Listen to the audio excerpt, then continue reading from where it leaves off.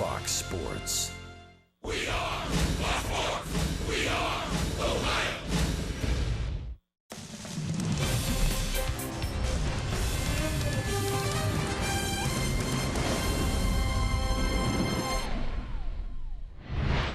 Two first-place clubs locking horns tonight here in Boston. Francisco Lindor leading the American League in runs scored and multi-hit games. Then on the other side, you've got Mookie Betts leading the American League with a .343 batting average. Jose Ramirez says, wait, don't forget about me. He's leading the league in stolen bases and is among the league leaders in every meaningful offensive statistical category. Finally, there's J.D. Martinez of the Red Sox leading the American League in home runs and runs batted in. What a matchup. Two first-place teams with their eyes set on October baseball meet for a four-game series in August here at Fenway Park. Take a look at Ramirez and Martinez over their last 162 games. They have truly separated themselves from the rest of the pack. Yeah, you look at the team record, 103 wins, 111 wins, and he was with Arizona last year for the second half. But you look at those numbers, those are spectacular. 154 RBIs, Ramirez has 117.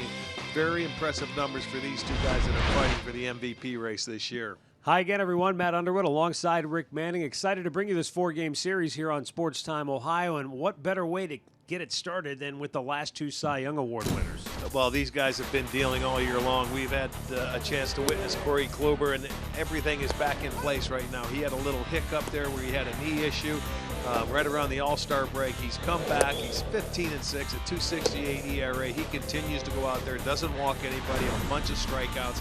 And on the other hand, Rick Porcello can do the same thing. He can throw the high fastball by you. He has a curveball to go with his changeup. He's 15-5. He's 10-4 in his career against the Indians, 5-1 in his last 7 starts with an ERA of under 2. So he's always been tough on the Indians. It should be a great matchup to kick off this series. And they're the last two Cy Young Award winners. Kluber winning last year, Porcello winning in 16, and of course, Kluber, a two-time winner. He won it back in 2014. And also, Corey Kluber over the last 5 years has the best August earned run average of any pitcher in Major League Baseball. We'll be back with tonight's play-by-play action coming up in just a bit. Al and Jensen are up next with the Showstopper. Plus, we'll check in with Andre Knott straight ahead. Cleveland Indians baseball is brought to you by Who But WB Mason, the official office supplier of the Cleveland Indians. And by Cleveland Clinic Express Care Online. Tap the app for 24/7 virtual visits.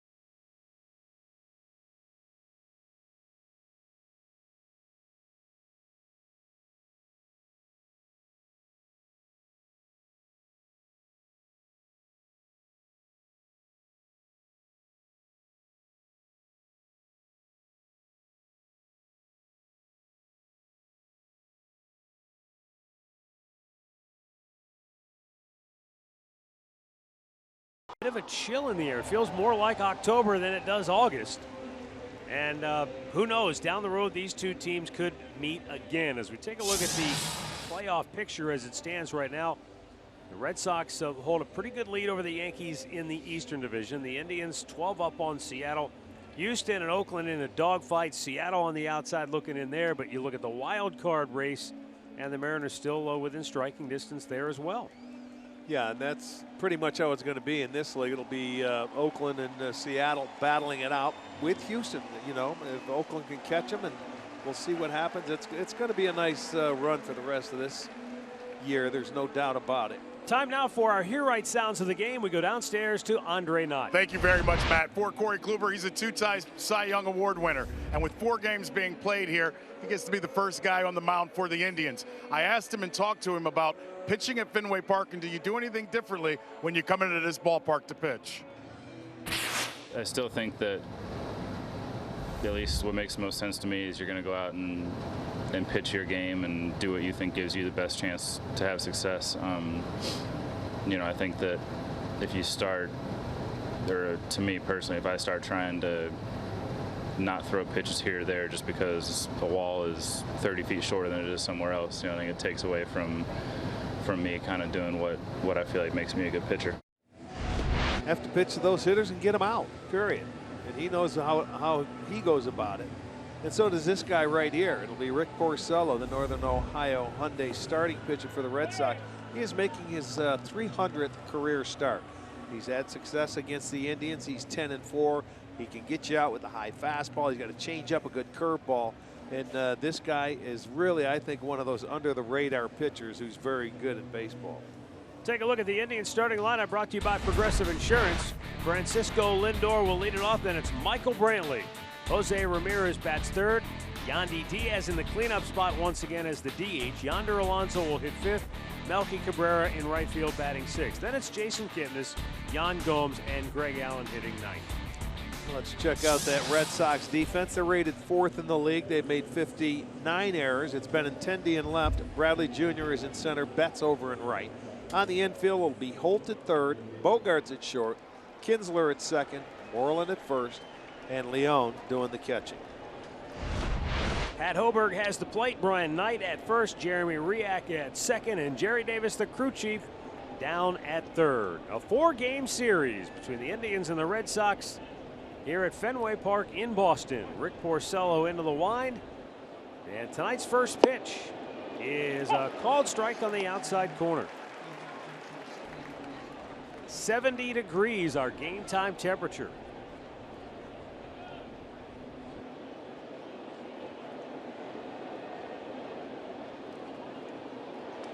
Lindor pulls that foul up the first base side.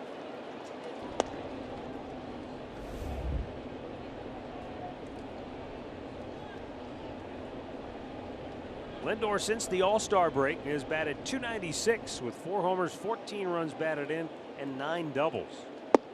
Takes a called third strike, and Rick Porcello wasted no time. Tonight's storylines are brought to you by Wayside Furniture. 2 of the game's best leadoff men with Francisco Lindor and Mookie Betts of Boston. It'll be interesting to watch those 2 battle throughout the series. And Melky Cabrera, great career numbers not only against the Red Sox, but in particular against Rick Porcello.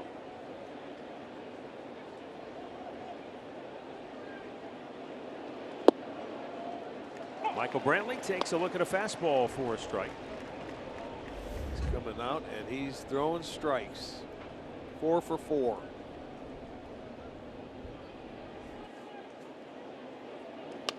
And a foul right back. It's 0-2.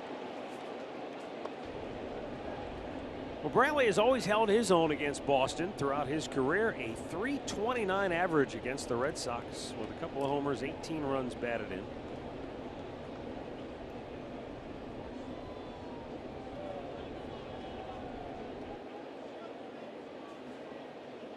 Now the 0-2.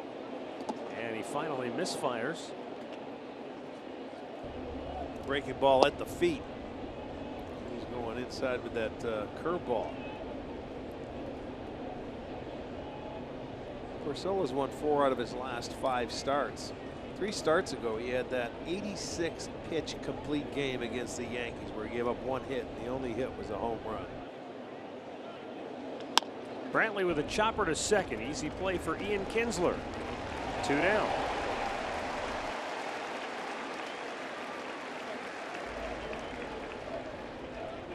That will bring up Jose Ramirez.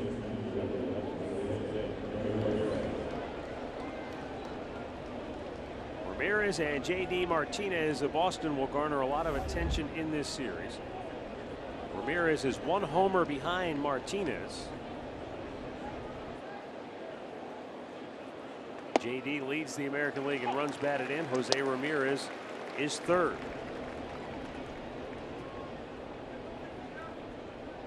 Total bases, Ramirez is number 1.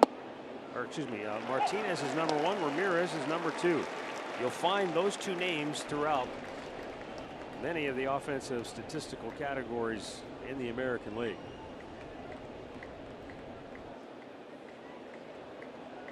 Rick Porcello, machine-like efficiency here at the outset. 9 pitches, 8 strikes. And Ramirez is rung up to end the inning. Let's see him take 3 fastballs in an at-bat. The Red Sox are coming to bat when we come back.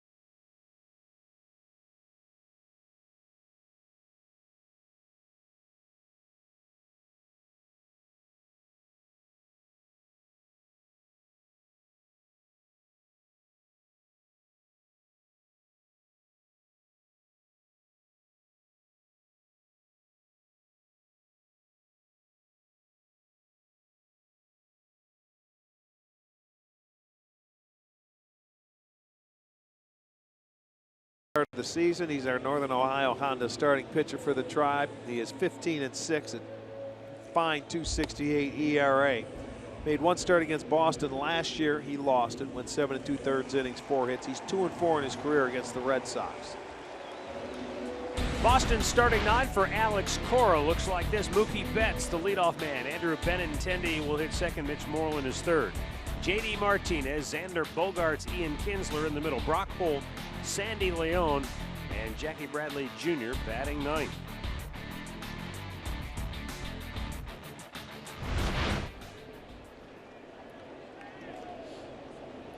Mookie Betts stands in. Corey Kluber peers in as the sign, and he's ready to let it rip. And a fastball in there for strike 1.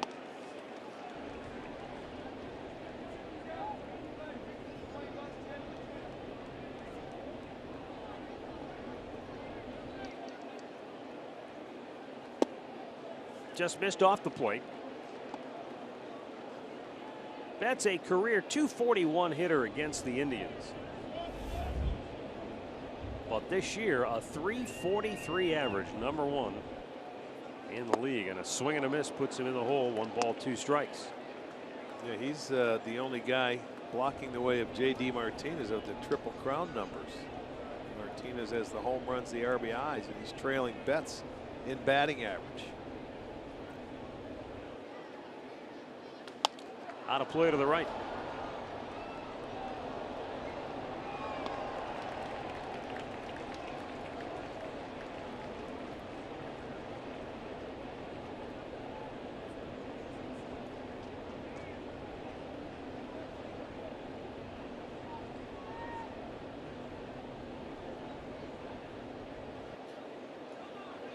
Swung on and missed. Corey Kluber up the ladder with a high fastball.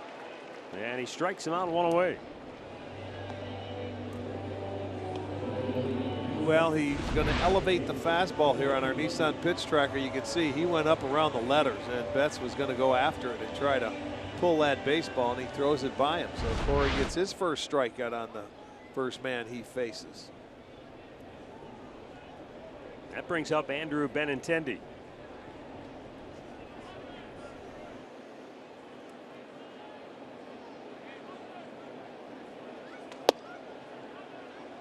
Benintendi has 42 multiple hit games this year, which is 5th best in the American League.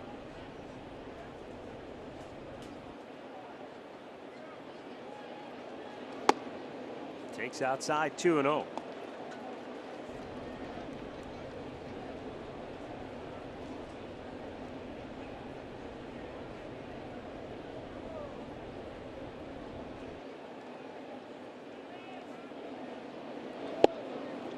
Challenged him with a fastball, and Benintendi came up empty.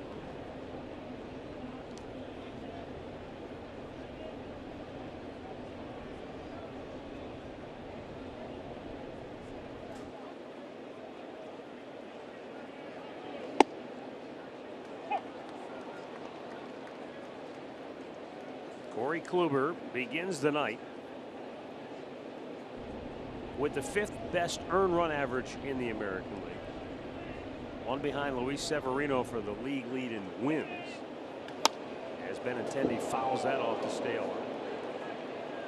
Kluber is 2nd in the American League in innings pitched. He is 8th in strikeouts,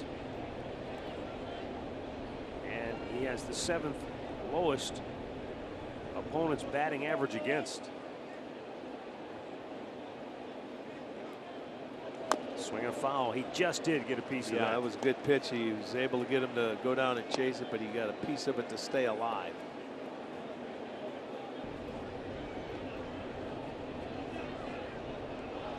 This is the old time ballpark when you have the left field monster over there that sort of can help you defensively and offensively. Good pitch. Got him looking at a low fastball. Benintendi arguing. That's not a good idea.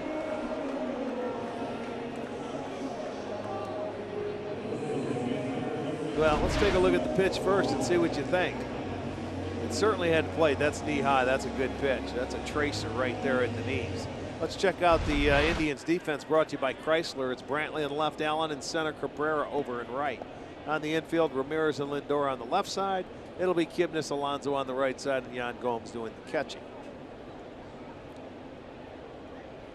Mitch Moreland. He looks at a fastball at the bottom of the zone for strike 1. Moreland, 5 home runs in the last 8 games he has played against the Indians.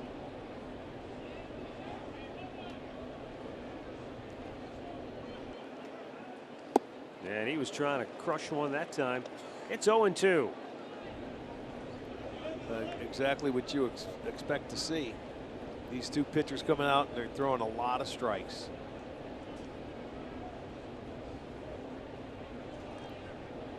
Baseball parlance, they are filling up the zone. And Moreland fouls one back.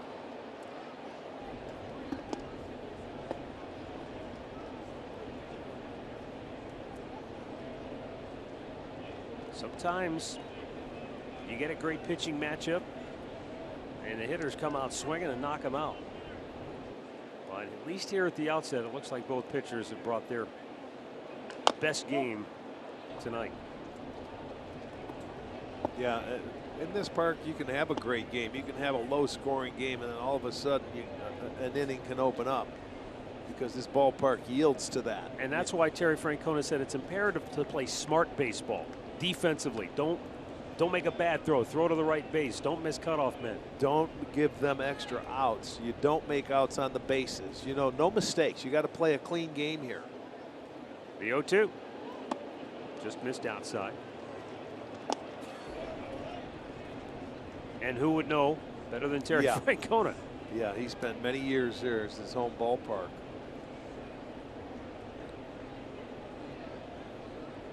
And Corey Kluber's 1-2 offering is lined into left field for a base hit.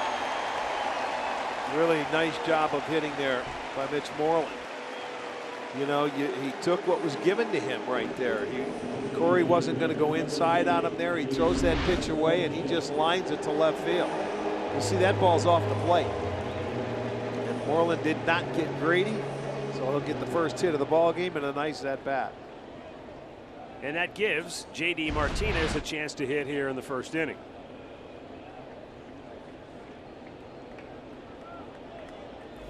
Martinez brings a streak of 11 straight games with a hit against the Indians.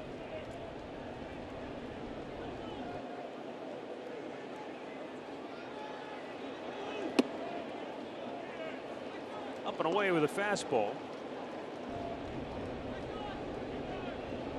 Martinez, of course, a long time with the Detroit Tigers, has seen plenty of the Indians pitching over the years. Yeah, that's where we've seen him for a number of times. This guy has just developed into just a really fine hitter.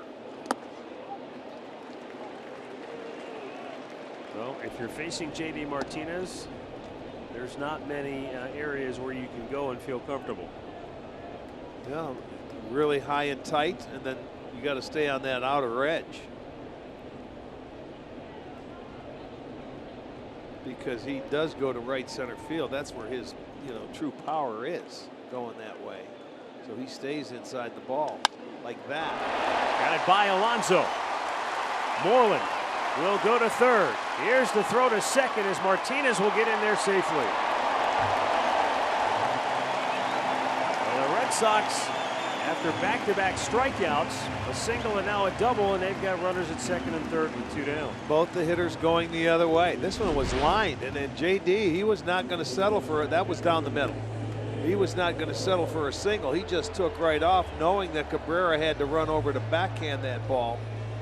Had a little trouble in the dirt or on the track, and by the time his throw was way off line. It's a good thing Lindor went out to get it, but he was digging. So he will get his 34th double, and they have second and third and 2 outs and an opportunity here. That ball came off the bat at 117 miles an hour, so that thing was really crushed. Taking it the other way. Yeah. I mean, it was by Alonso before he had a chance, I think, to react to it.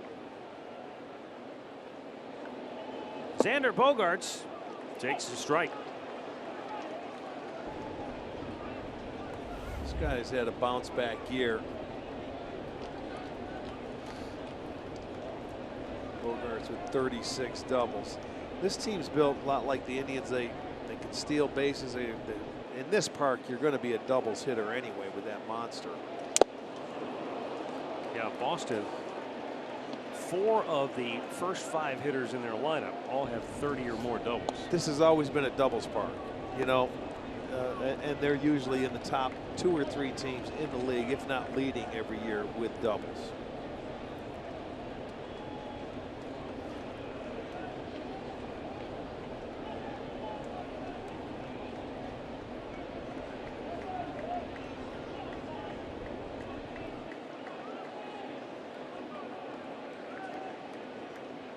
The 0-2 pitch right back over the screen.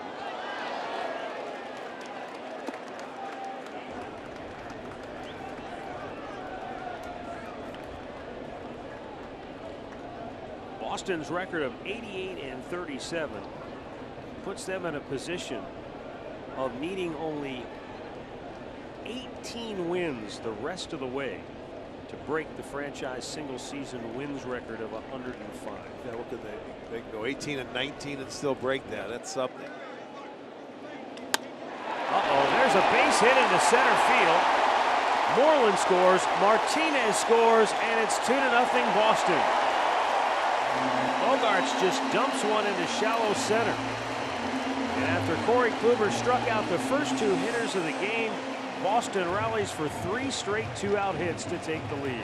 Well, there's an 0-2 pitch, and it's down and away, and all 3 hits have come the other way.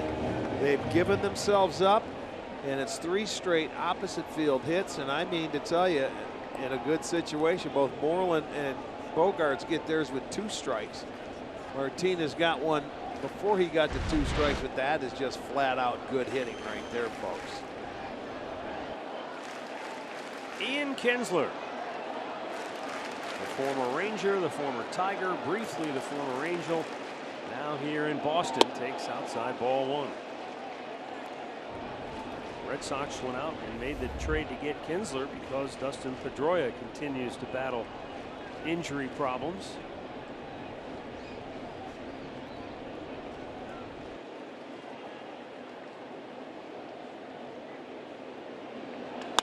Kinsler socks one to center. Greg Allen makes a running catch, sprawls onto the turf and hangs on to end the inning.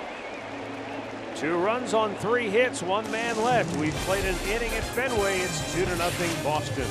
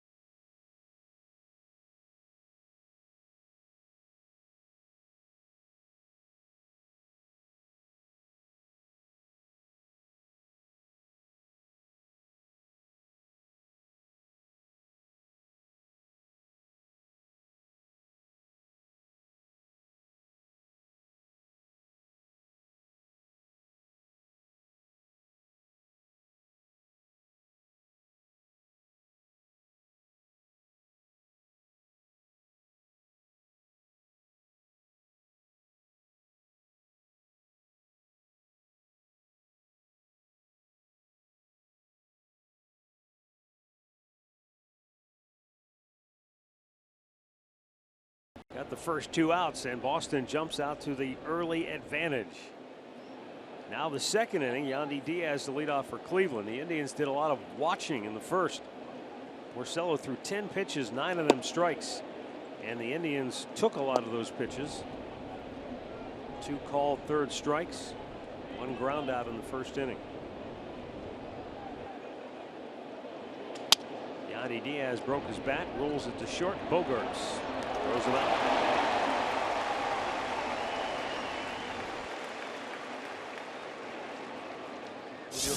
Look at Rick Porcello's distribution of pitches. You can see the 2-seam fastball, he'll sink it.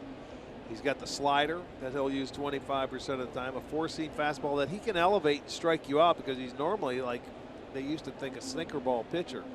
His changeup is 12%. He's got a curveball he can get you. He moves it around the zone and goes north and south to try and get you out, and he does a good job of doing it. Yonder Alonso takes a fastball for strike 1.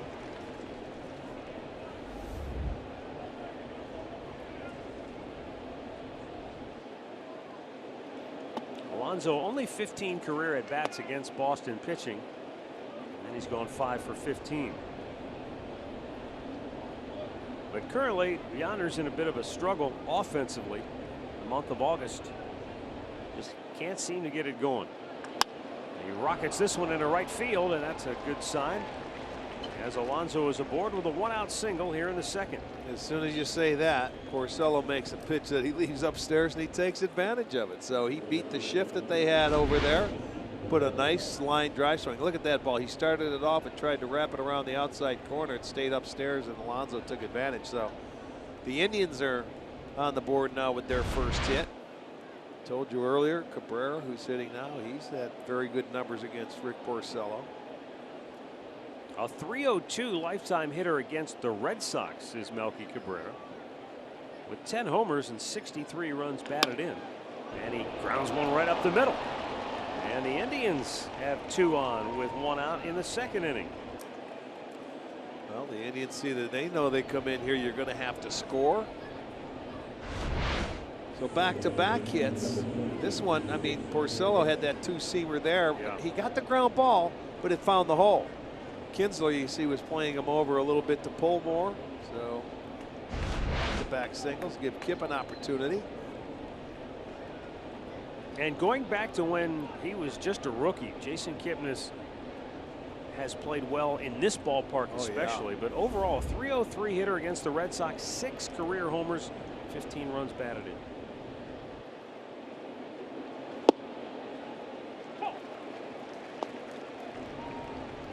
Didn't he homer in his first game here in Fenway Park? I really think he did, and it was about he hit it for 3 or 4 straight days, if I'm not mistaken. But we're going back a while. Turns towards second, but nobody there except the base runner Alonso. Well, I figure the defense is not going to sneak back in there. Alonso's not going anywhere. Just in off the plate with that fastball. 1-1 the count. And Kip has pretty good numbers against Porcello. He's .323 hitter, 10 for 31.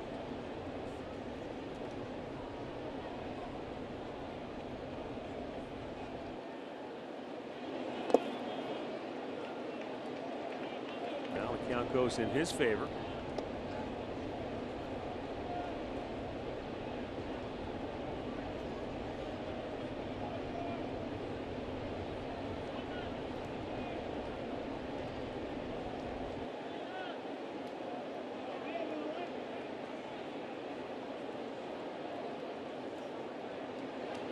And a foul back out of play.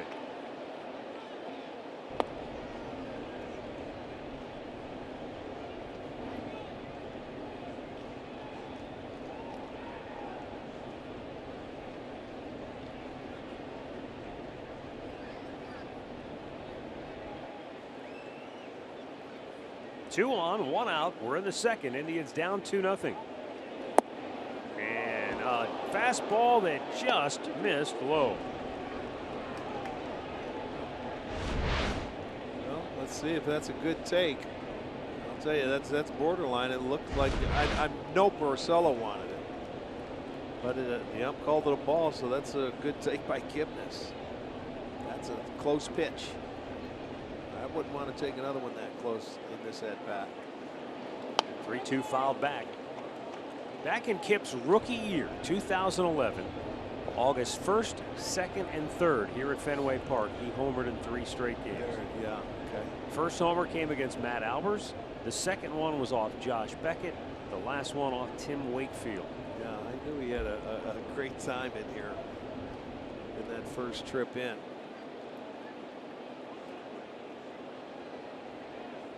The 3-2 struck him out. Third strikeout for Porcello, and there are 2 down in the inning.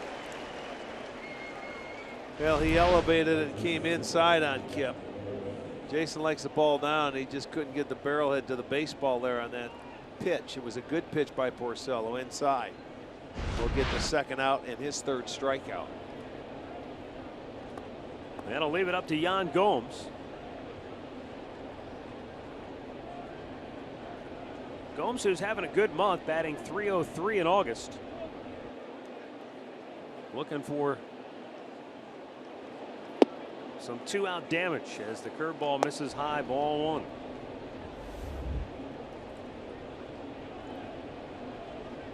Last year, the Indians went 3-4 on the year against Boston. Red Sox won 2 of 3 here at Fenway Park.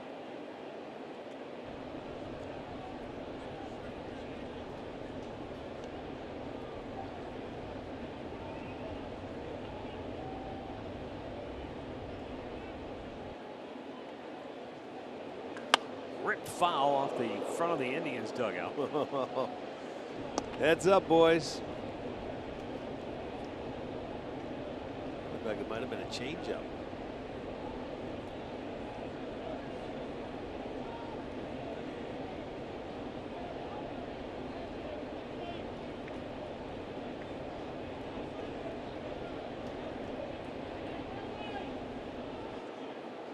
The 1-1. Taking a fastball for a strike.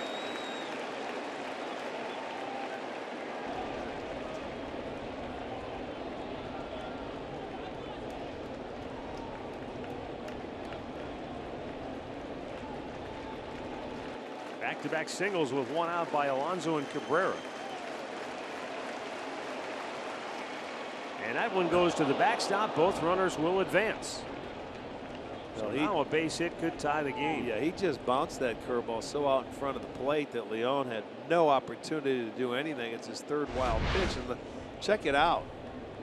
I mean, that hit out in front of the left-handed batter's box to get back to the screen. So you're right, a base hit now, but in left field. Now we always think about that. The left field is a lot shallower. Sometimes you can get a base hit to left field, and you just move up one base at a time. First mound visit of the game as Leon goes out to talk with Porcello. I think they're looking at Gomes, the hitter, now in the 2-2 situation. You've got the rookie on deck, and maybe talking about that. So how do you want to go and try and either get him out, get him to chase a pitch?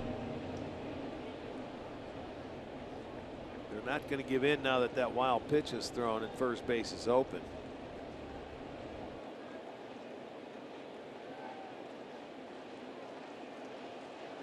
Struck him out, inning over. No runs, 2 hits, 2 left. Middle of the second, 2-0 Boston.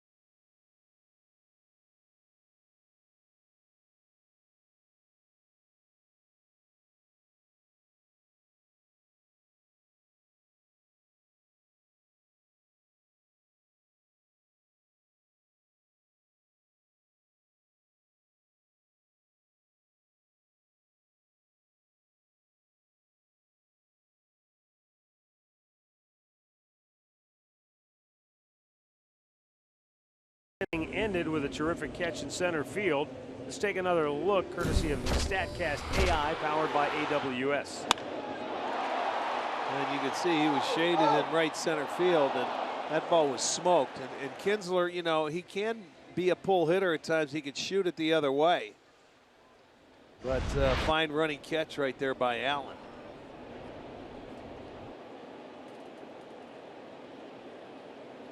Brock Holt will lead off for Boston here on the home half of the second inning.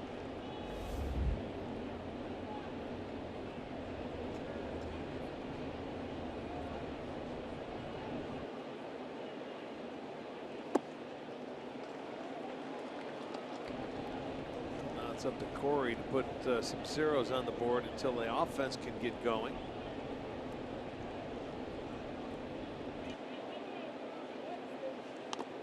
Holt fouls one back. I'll tell you, after he had the first 2 outs in that first inning, the next 3 hitters went up there and they put on a clinic as far as staying on the baseball, everything the other way.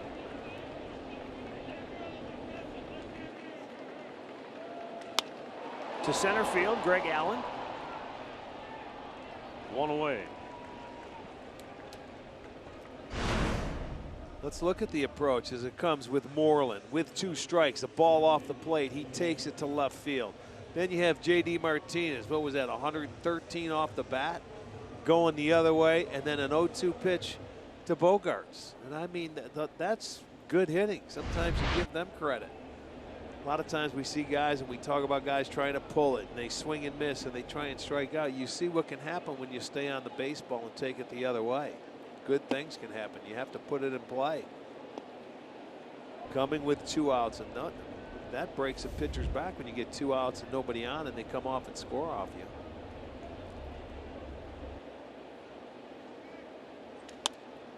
Popped up, shallow left. Lindor sprinting out there, called off by Brantley.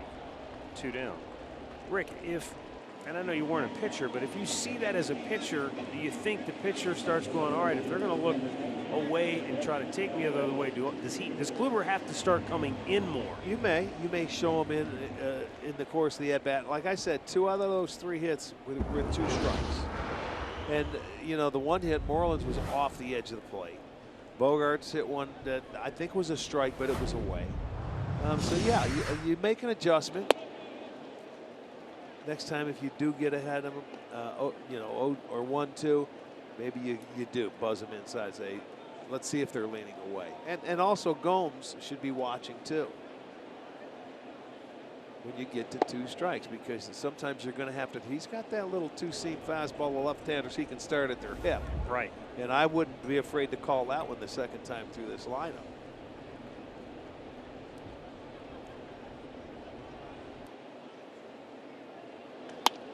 Center field.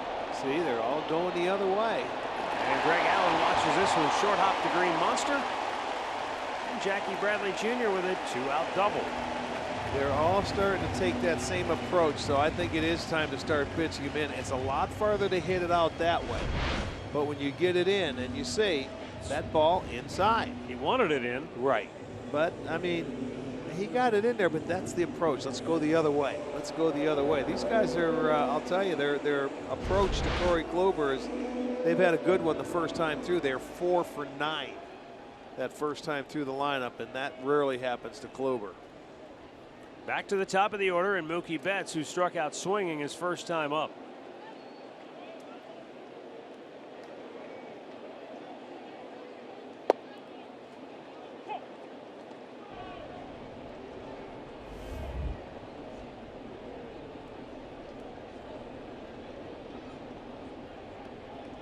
Mookie Betts has scored 100 runs this year for the Red Sox. We know how much of a run-scoring machine Francisco Lindor has been for Cleveland. And there's a line drive into left field. Brantley up with it quickly. They'll have to hold the runner at third. But here comes Boston again with 2 outs, back-to-back hits. And that's my point in this ballpark. If you get a hard base hit to left field with a man on second, he's not going to score. Betts hits this ball well. Brantley gets it on 1 hop. You can see Bradley's 5 steps before third base by the time he had to pull off. Alex Cora managing the Red Sox. I'm sure he likes the way his team is swinging the bats right now. Now, we've known Alex a long time. Swing and a miss by Andrew Benintendi. I mean, yes, did he inherit a great club? Yes, that's the trend in baseball these days. But he's also done a terrific job. You know, after they got rid of John Farrell, you know, sometimes you need a new voice or something like that. He was the guy that inherited it. They went out and they signed J.D. Martinez. That was, I think, the biggest thing that helped them, because when you can plug a number 4 hitter into that lineup to take pressure off all these other good hitters they had. But I think last year they panicked a little bit because everybody felt they had to hit home runs and live up to the days of Big Papi here. they're a very good baseball team. Trying to pitch him tight here. And he misses in off the plate. 2-1. Benintendi called out on a low fastball in the first.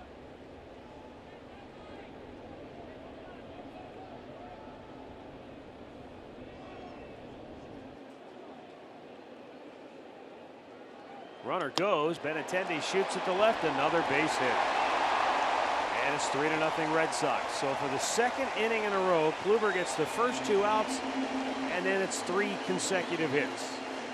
And you watch how they're doing it. They're taking the inside pitch the other way, and Carl Willis he's going to go have a talk with Kluber, and just watch. That's the cutter in. You know, and it's in on the plate. That was a strike, but he just takes it the other way. Betts was off and running. He was thinking of going to third, but couldn't do it. But you're right. 2 outs and then 3 straight hits, and they're on the board again. It's 3-0. Pretty good approach the offense has. We got to start mixing in a curveball or some different pitches. You got to start making some adjustments.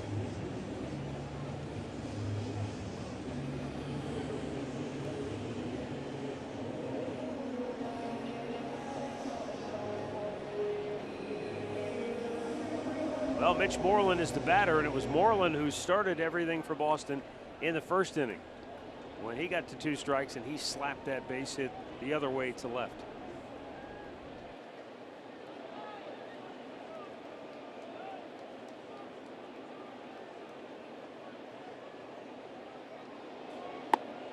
Down low, ball 1.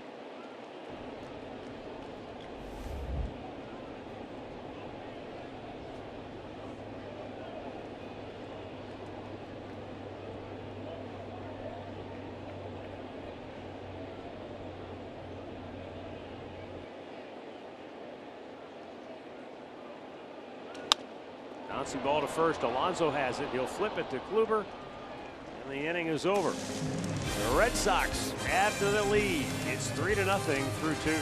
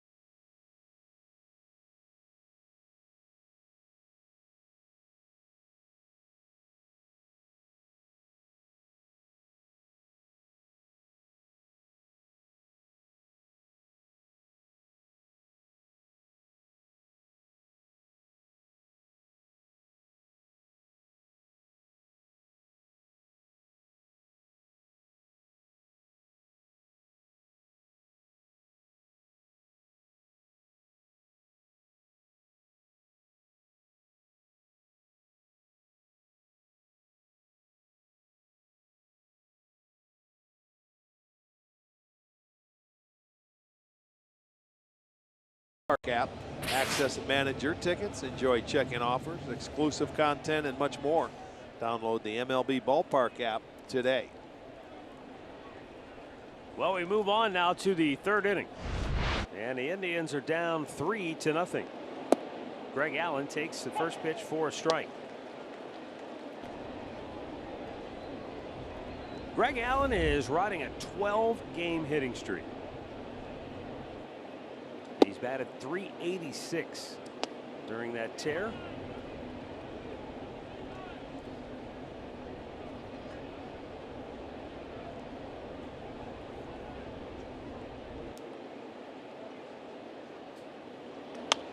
shoots this out of play to the left. Matty, we got to send along our best wishes to Vince Yeah. Barbarella, who works right outside the home clubhouse. He had a heart attack. He's recovering at home and looking forward to next homestand to get to work. Vince, we hope you're feeling well. We'll see you soon, buddy. Thinking about you, Vince. Outside to Greg Allen, 2-2. Porcello has struck out 4 in the first 2 innings. Well, he's thrown a lot of fastballs too. In that first inning, the Indians took a few of them that were pretty good strikes to hit. Upstairs, full count. Francisco Lindor to follow, then Michael Brantley.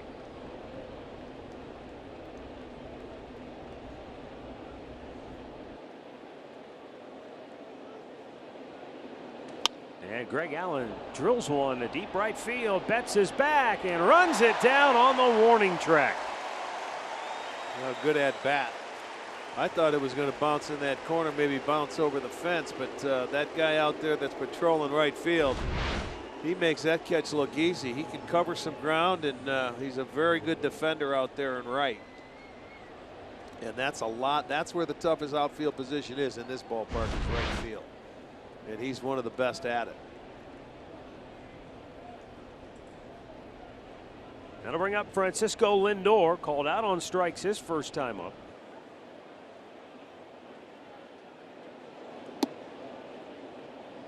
The Indians have been a very, very good team this year when they score first, and they've done a lot of damage in the first inning all season long. But just in general, when the Indians get the first run of a game, they have gone 50-21 this year. But the Red Sox are an incredible 60-9 when they score first. Yeah, and you know, they turn it in. We talk about turning it into a short game, and when they're leading after 5, they're 64-4. So you know, it does. It shortens the game on you. They keep coming at you, so the Indians gotta get back into this one in a hurry. Stat of the game brought to you by Buick. Lindor, Betts, 1 and 2 in runs scored. Martinez and Benintendi, and then Ramirez. Look at that.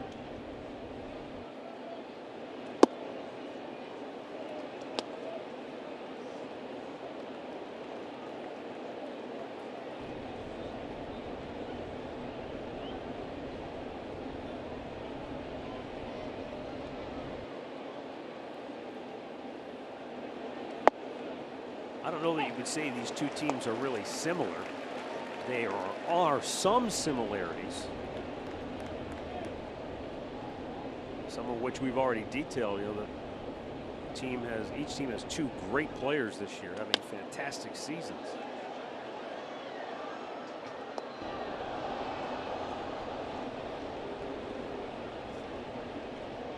Well, they both like to run, which not a lot of teams in the American League do anymore. One has 98. The Indians have 99 stolen bases. Popped him up. Playable, foul ground. Holt. 2 down. Well, guys, Alex Cora, before the game, he says he thinks these two teams are a lot alike. He says because they can both run the bases, they can hit with power, and because of their pitching, he says it's like looking in the mirror. Now, when Terry Francona was told that, he said, no, slow down. They almost got 90 wins already. He goes, we're trying to get there, but he appreciated the compliments from Cora. Well, I understand. I think what Cora's saying is true. There's a lot of similarities there. There are some similarities, but I think if you start going player by player, I don't know that, you know.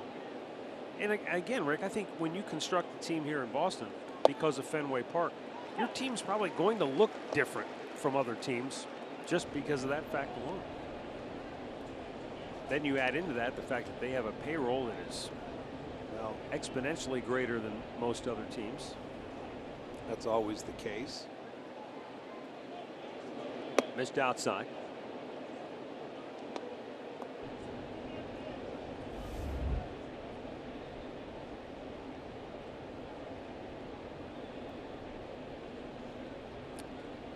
JD Martinez, though, has been the perfect addition. Brantley shoots one high in the air, slicing down the left field line. It is a foul ball.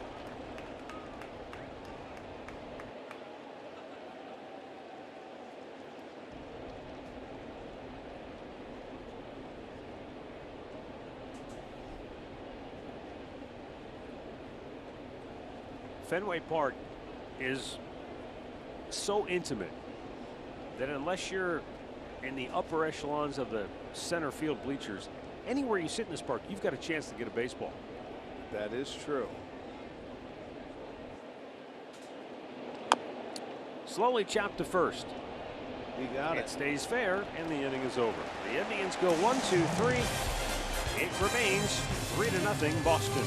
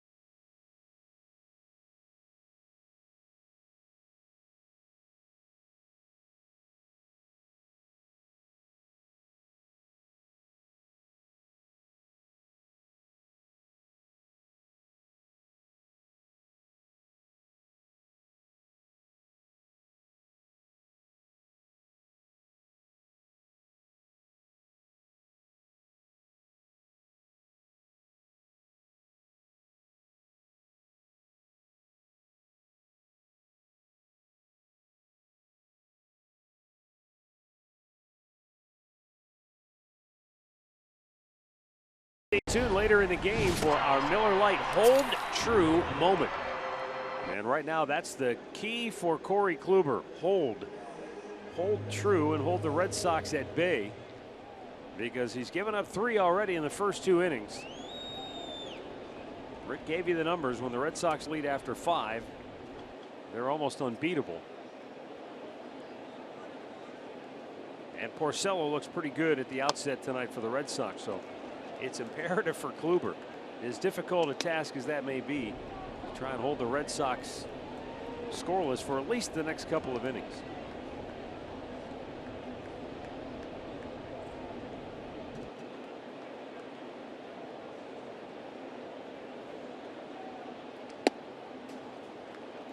JD Martinez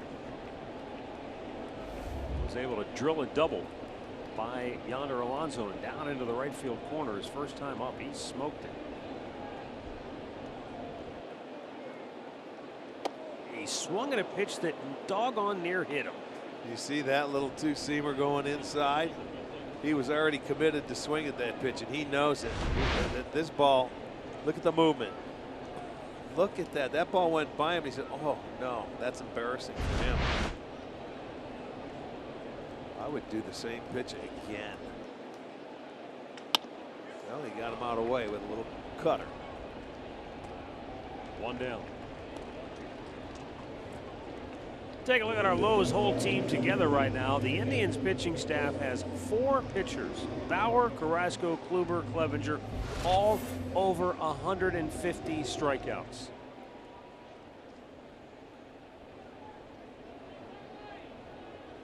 Yeah, pretty impressive. The guy on the leaderboard, he's on the shelf though. But what was it? They had 2 last year, and Bauer was at the 196 mark or something like that. But he just shot by it this year. He was a different person.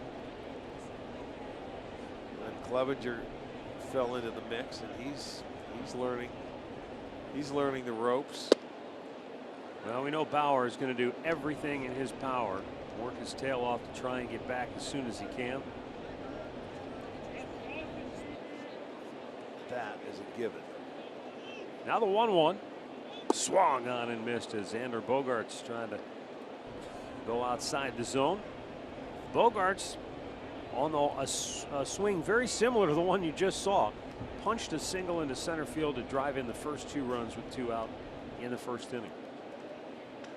This time he turns on a ball, and Lindor has to get rid of it in a hurry. He does. A perfect one-hop throw to Alonso, 2 down. I saw him practicing this before the game, and it just... He's doing this more and more, where he's got to go over into that hole, and he just takes a little bit off the throw, and that's a beautiful way. You're not really maxing everything out. It saves your arm, and how easy does it look? And it's a good throw for the first baseman. He likes it down.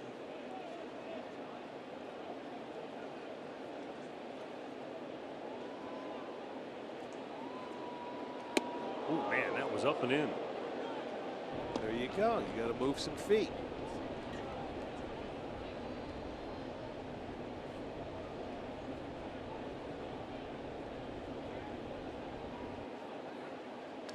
To third, Ramirez.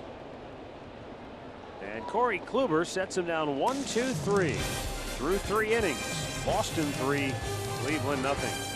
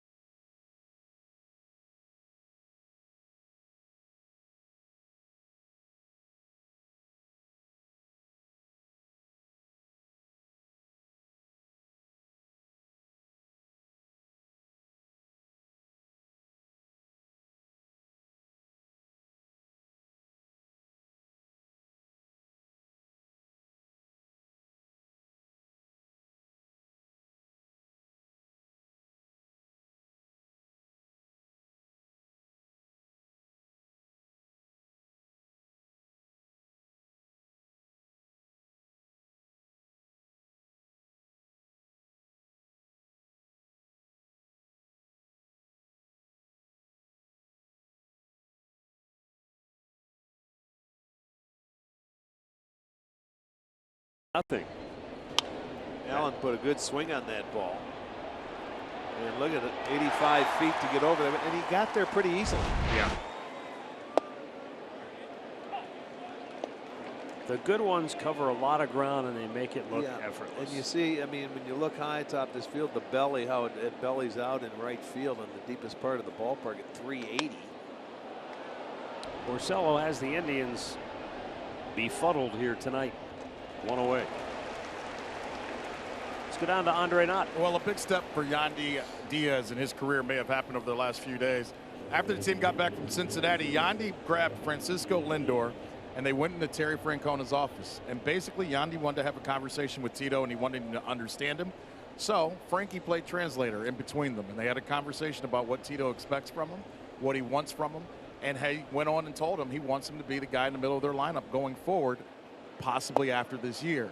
Now, Tito said he was tickled about it for 2 reasons. One, that Yandy finally kind of came out and said his piece, what he wanted to say, but also he appreciated Francisco Lindor being a leader. He said win or lose that day, he was as happy as could be because he had one of his best players step up and show how much he cares about his teammates and his team. Yeah, you don't want to, I mean, when you've got something important to say, you don't want anything to be lost in the translation. That's and, true. You know, and if you're not comfortable in the language, if it's not your native language, then bring somebody along so that you make sure you say your piece. And Yandy hasn't always been comfortable doing that. I think that's kind of what he said basically to Tito is I haven't been avoiding you. I just didn't know how to say what I needed to say to you. And he finally kind of figured it out. You guys want something else quickly on Yandy?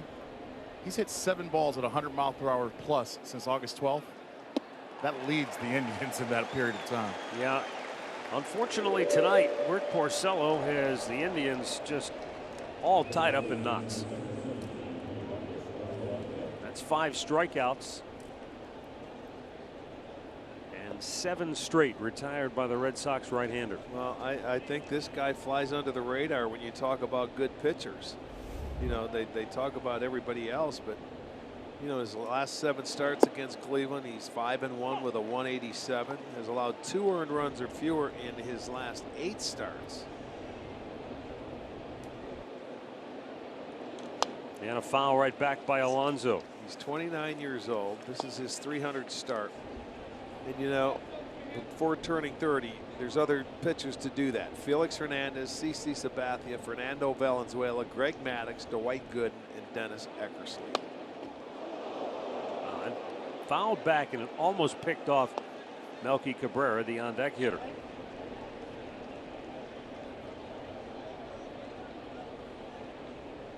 Melky's walked.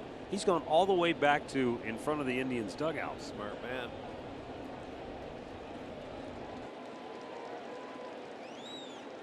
Well, the seats are so close. Oh, Goes foul at the third base side. it would have been a thing of beauty. This is where all the netting, I think, originated because of the fans being so close. And there's been times where I think a player cracked a bat or the bat shattered and it went over and got into the seats and it did some damage. And one reason why that netting is there around all of baseball.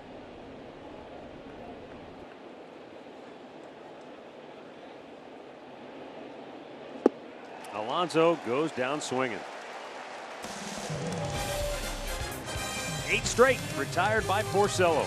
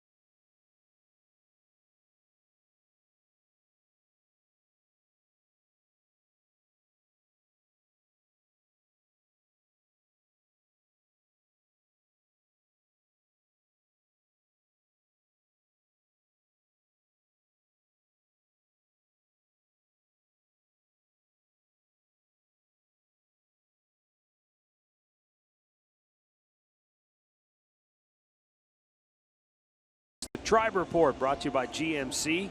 Andre will have a conversation with Trevor Bauer, Alan Jensen of all the highlights from the Jim Thome jersey retirement. And don't miss the GMC Plays of the Week.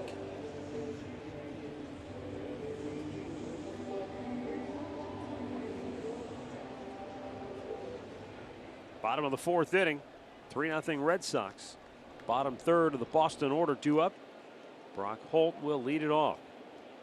Applied to center his first time up. Down low, ball 1.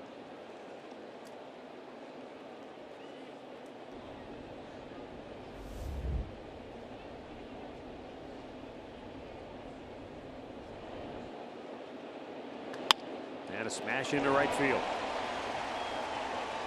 Boston gets their leadoff man aboard, and that's already their 7th hit of the night. Injury report brought to you by the attorneys at Elk & Elk. Obviously for the Indians, Trevor Bauer with a stress fracture in his right leg. And Chris Sale on the DL for the 2nd time this year, the left shoulder issue. And these are 2 of the top guys in the Cy Young race, along with Corey Kluber. I think you have to include Justin Verlander.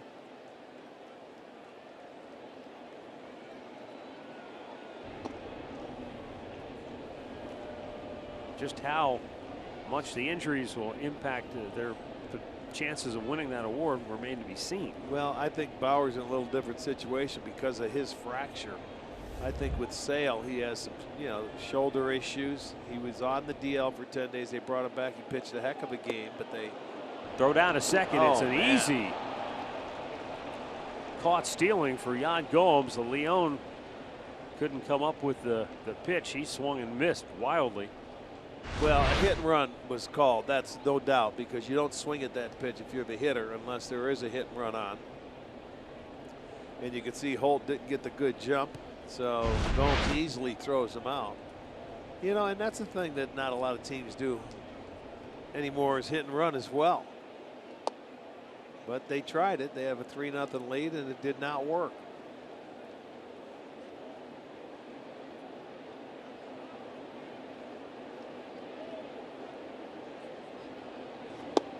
Good pitch by Kluber. I think as far as its Cy Young race, you have to include Garrett Cole in conversation, and even Severino. His ERA isn't as good as some of the others, but he's. Is Verlander got to be in there too? I said Verlander originally, but okay. I meant in addition to those guys. Yeah. I'm sorry, I did.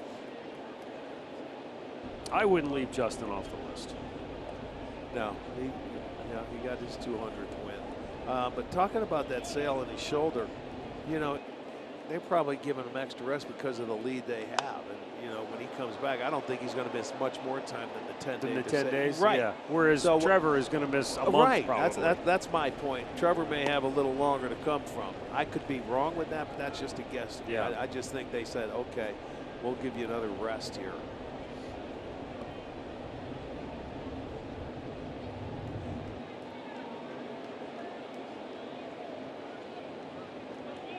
Now the 1 and the 1-2, and a swing and a miss. Corey Kluber has his 3rd strikeout tonight.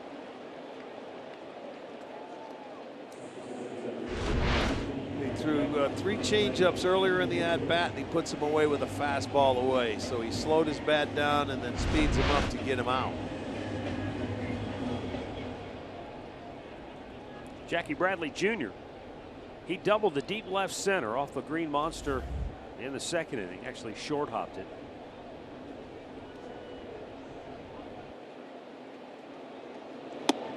He's picked up the pace. I mean, you look at his season numbers, you think, man, I thought this guy was a lot better than a 218 average. But over his last 23 games here at Fenway, he's hit better than 300. Tied him up 1-1.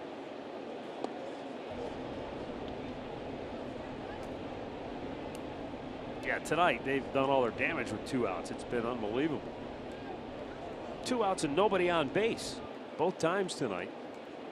And they've turned those situations into rallies.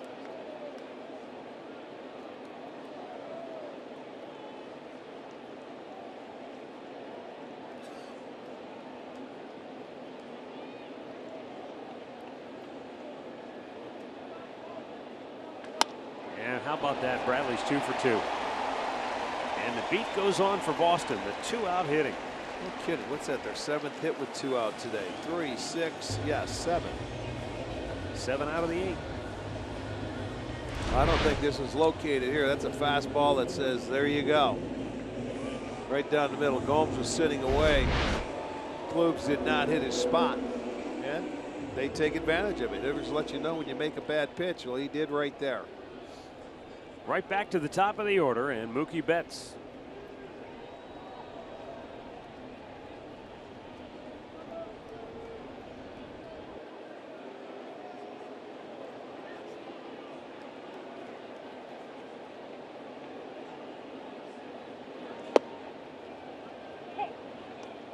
The last Red Sox player to score 100 runs through the team's first 125 games was Ted Williams in 1951. Wow.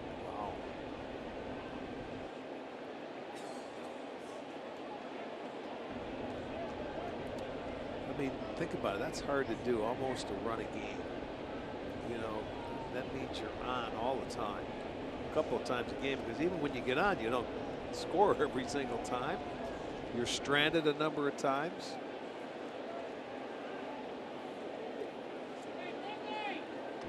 Well, there for a while, you know, we were talking about Francisco Lindor. He was around the 140 mark. You know, he was on pace, yeah, Right. to set the all-time franchise record, and you're thinking to yourself, man, that just doesn't. It almost seems impossible to fathom. 140 runs in 162 games.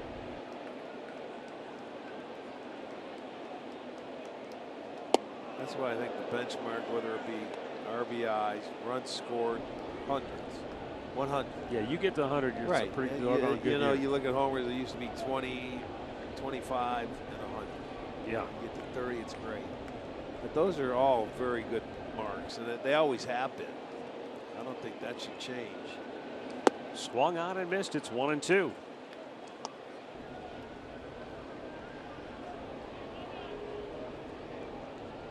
And that's why an Earl Averill sets the bar so high, or Ted Williams here in Boston, a Babe Yeah. Ruth in New York. Those Well, the numbers that some of the superheroes, yes.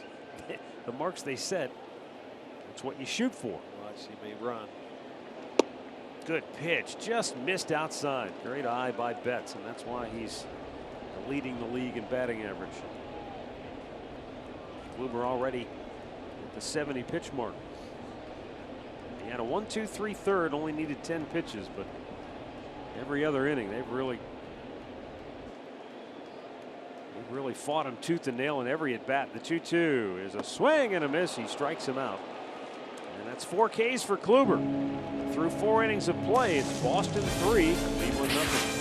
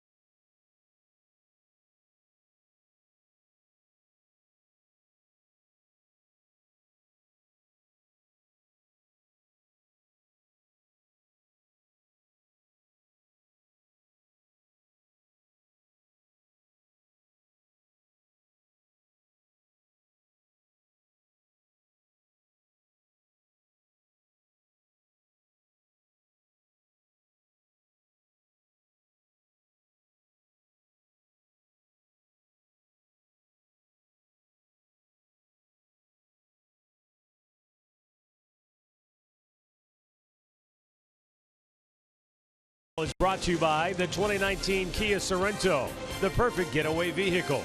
Visit KiaDealers.com to learn more. And by Levin Furniture. For the best deals on furniture and mattresses, shop Levin's. Gesundheit. Melky Cabrera leads off the 5th inning for Cleveland. Showing bunt, pulled it back, took a strike. Cabrera singled in the 2nd inning, one of only 2 hits for the Indians on the night.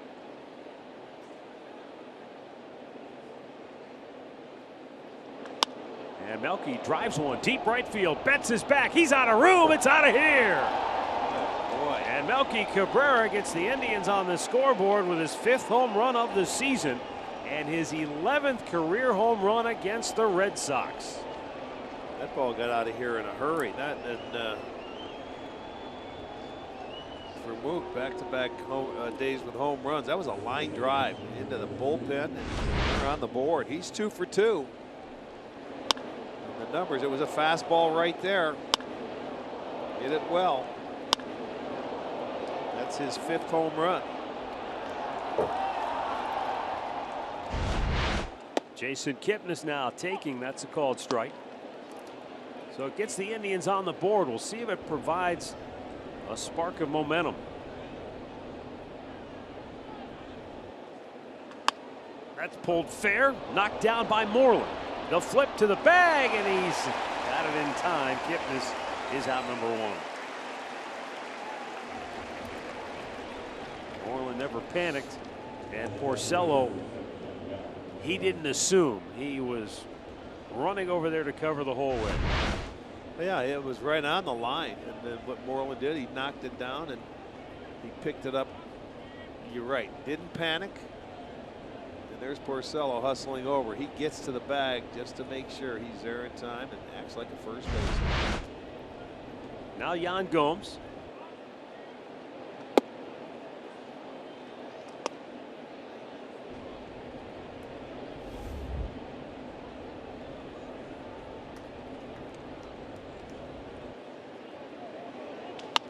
Gomes pops one sky high to left, but that's going to find the seats.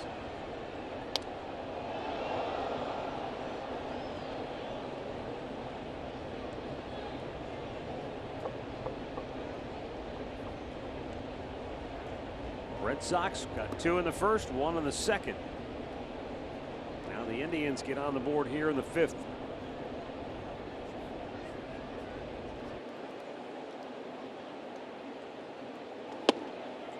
Pushed him back. But it's 2-1.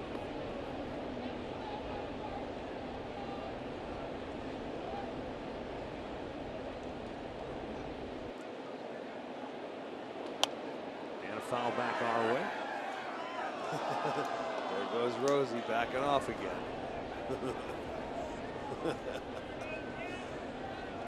Didn't we catch him last year doing the same thing? Foul ball this way. Yeah, I think he was bailing in a hurry. Heads up.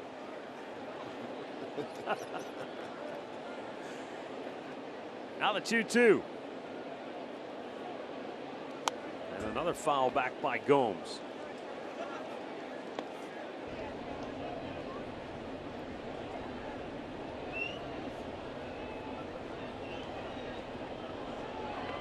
Sometimes you foul off a pitch and you feel like you did a heck of a job to stay alive. Sometimes you foul off a pitch and you want to break the bat into 100 pieces because you're thinking, how did I miss that? It was right you're there. upset. You had a good swing on it and you fouled it off when you felt you should have put it in play. And that is a good point where sometimes you don't know how you fouled it off, but at least you did to live for another pitch. And other times you're a little frustrated at yourself. Again, the 2-2, and that one bounced in front of that. He's thrown about 3 of those today. The bouncing curveballs out in front of the plate. Well, picked that one nicely. Yeah, they've all been in the front of that left-handed batter's box. They sure box. have. Well, if you miss with it, you might as well miss down. You're not going to hang it.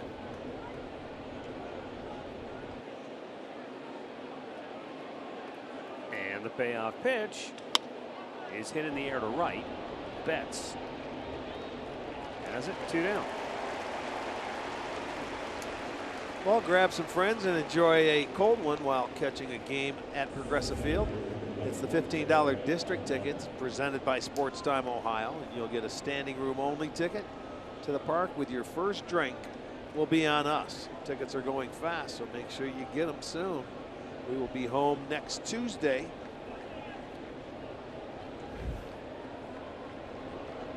We will have an extended stay on this next homestand. Greg Allen takes, that's in for a strike. He had a good at-bat in his first one, got to full count and ripped the ball into right field where we showed you the stats cast on Betts. Had to go 84 feet to catch it. Now Allen down 0-2.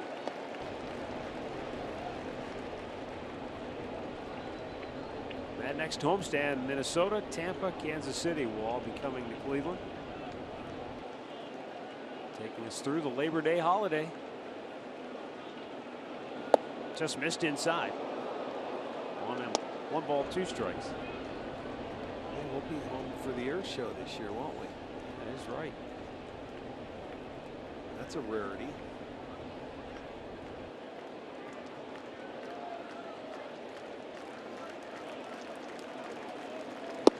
Inside again, 2-2.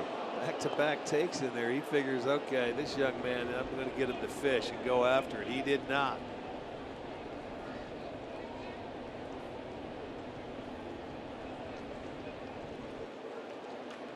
The 2-2.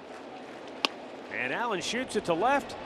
And a great diving catch by Andrew Benintendi. Boy, he got a great jump on that ball and had to lay out, made a phenomenal catch to end the inning. Indians get on the board. Melky Cabrera's home run gets the Indians on the board, but it's 3-1 Boston.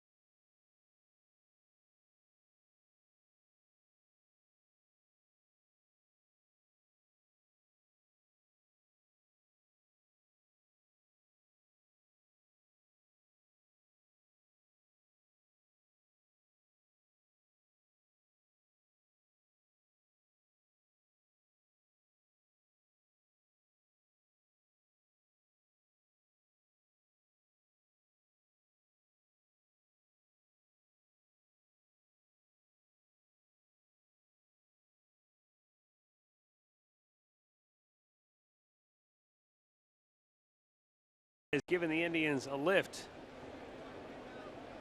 Corey Kluber now goes into the bottom of the 5th inning with the 2, 3, and 4 hitters due up for the Red Sox. Andrew Benintendi, whose diving catch ended the inning,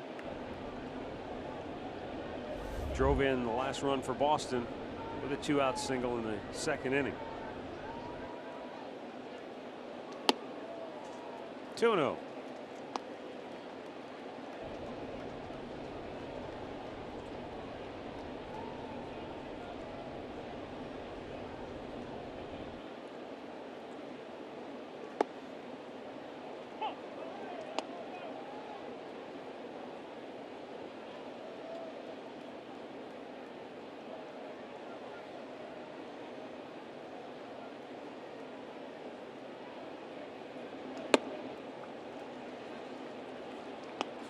Now 3 balls and a strike.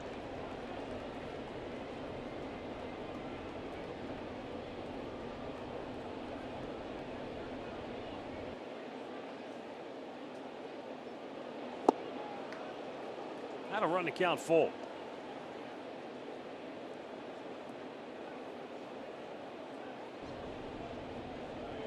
Mitch Moreland waits on deck, then J.D. Martinez.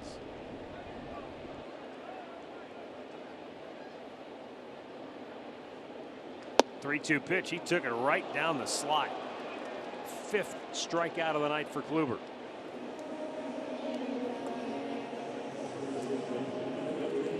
Well, Benintendi must have been looking for a breaking ball because Kluber threw him a fastball. It was right there. It was the upper part of the zone. Gets his 5th strikeout. The first out here in the 5th. Now the Indians pitching, as we have talked about numerous times, especially the starting pitching, has been solid all season long. But the big reason why the Indians have been able to get over the 500 mark and play so much better on the road of late is because of the offense. They've won 15 of their last 19 games because they're averaging more than 6 runs a game in those last 19 road contests. That always helps. Ouch. That knocked the helmet off.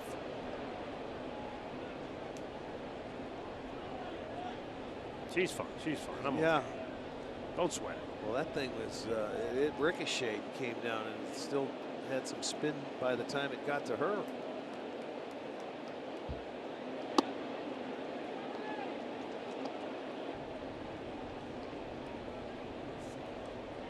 Well, and we talked about it when we looked at Carrasco, who has 15 wins, and Kluber. The run support for those guys are up there this year. Same as it with Porcello. You look at their run support in the league, and they're up there with the best of them. Not that they need as many. There you'll see it. Carrasco, Cole, and Houston. How about that? All good pitchers are getting the runs. That doesn't always happen that way. Just missed low, ball 4. Mid-game recap brought to you by your local Toyota dealers. Boston struck in the first with 2 on and 2 out. Xander Bogaerts blooped the single in to drive home the first 2 runs of the game.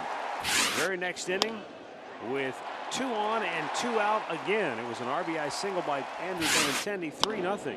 Stayed that way until Melky Cabrera led off the 5th with his 11th career home run against the Red Sox.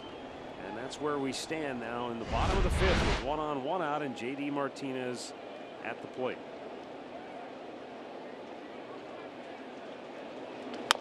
Pulls that foul. 7 of the 8 Red Sox hits have come with 2 outs. And in the last at-bat, these two had their meeting. He went way inside and got a swing from Martinez, and then got him out of way with the breaking ball, had him reaching. See if he tries to stay or make a conscious effort to get in on him again with his 2-seamer.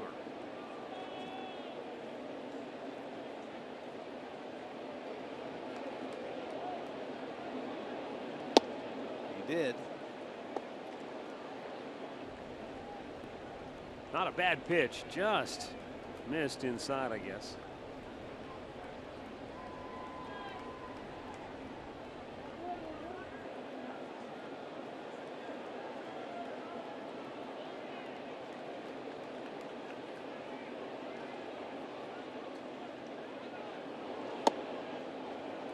You know, it's just incredible, I guess, when you think about all the years David Ortiz was here and how good he was year after year in the middle of that lineup. And then J.D. Martinez comes along, and in 1 year, he's doing things that, you know, people haven't seen in a long time. Absolutely. And that's what they missed when Ortiz retired and went home. They missed the guy in the middle part of that lineup to take some pressure off.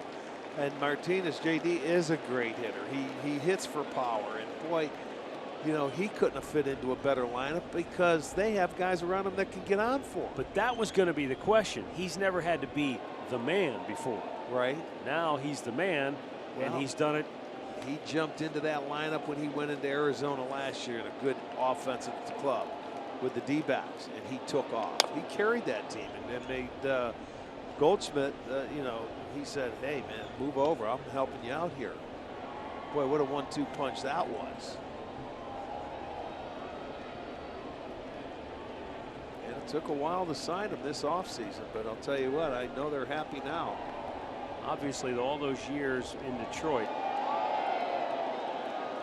hitting around hitters like Miguel Cabrera and Victor Martinez, and just learning from the veterans like that has made him an even better hitter. What a steal he was to get him out to Detroit. Yes, he did.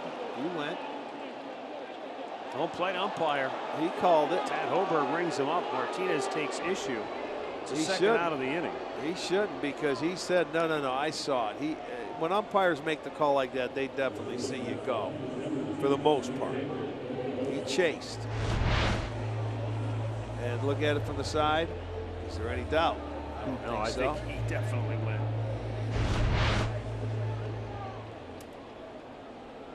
So 2 down for Xander Bogaerts. His 2-out, 2-run single in the first got the Red Sox rolling. Yes, he did. A good 2-strike approach. This hit was an 0-2 pitch.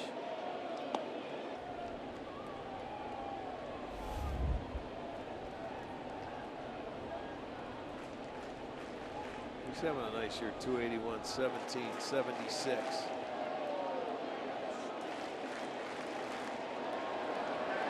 He's the guy that's hitting behind Martinez. So think about it, with Martinez having 106 RBIs, this guy doesn't have a whole lot to clean up. So he's got to be like the unsung hero in this offense.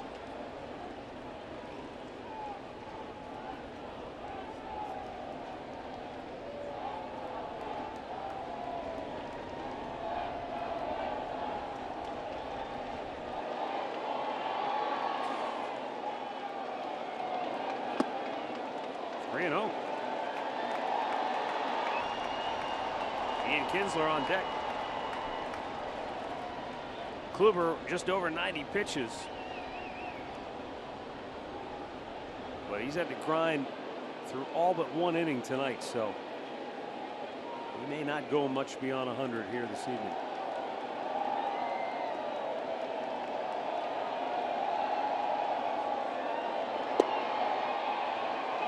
Three balls and a strike.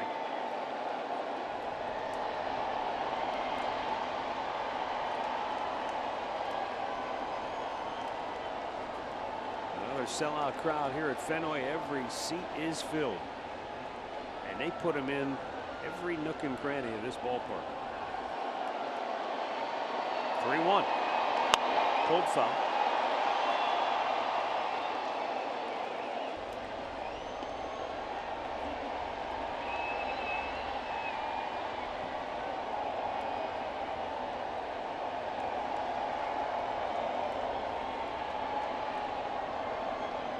Here you get a look at how every seat is just so close to the action here. They don't have one of those upper decks that goes for 20, 30, 40 rows. They sure do not.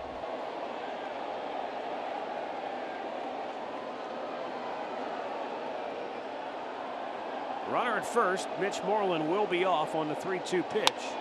And this is hit a ton. But Greg Allen's going to run it down before it gets to the track. And the inning is over. 5 complete. Boston leads it 3-1. Long way to go in this one.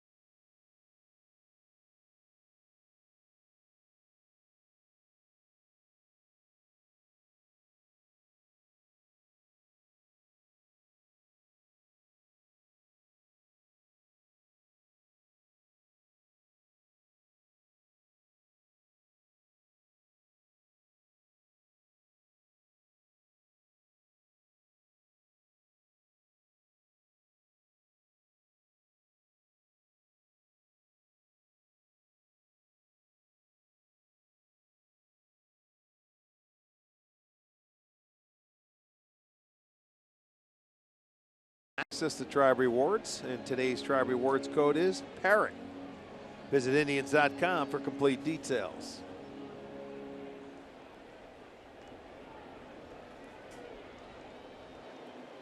Sixth inning, top of the order for Cleveland.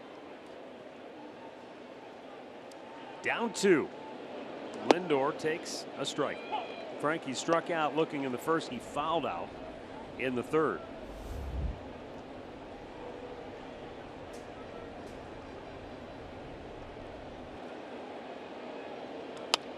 And there's a smash. Oh, what a nice play by Moreland. But Lindor beats him to the bag. How about that? Great hustle. He got his footwork a little messed up heading to first. Moreland made the nice play, but really the hustle of Lindor getting down that line put a little more pressure on Porcello, and he'll get an infield single.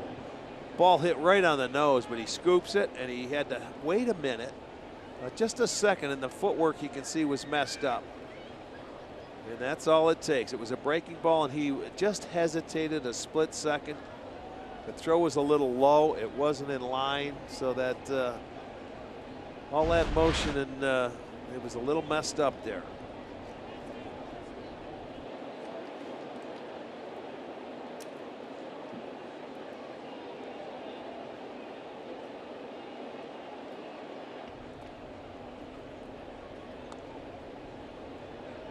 Michael Brantley 0 for 2, steps to the plate.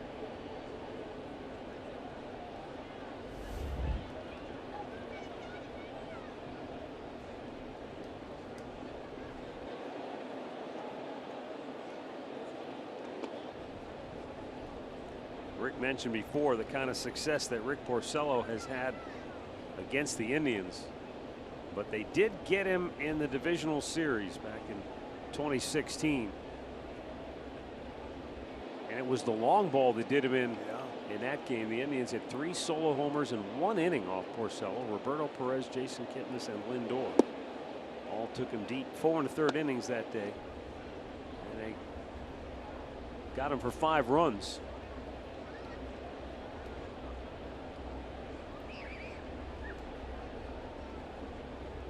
And they made it stand up 5-4, beating Boston in the opener of the division series.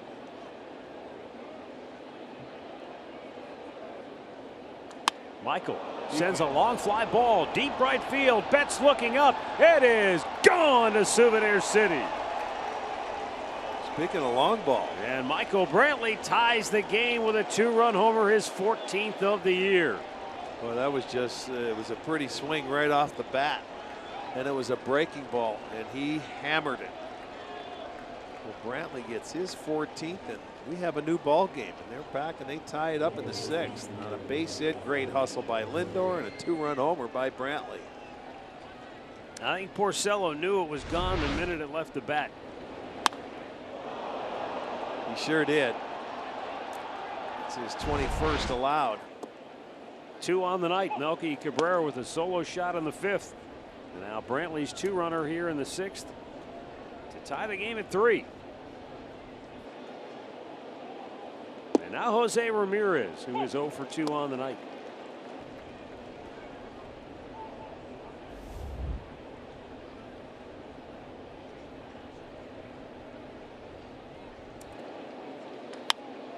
And he pops one straight up on the infield.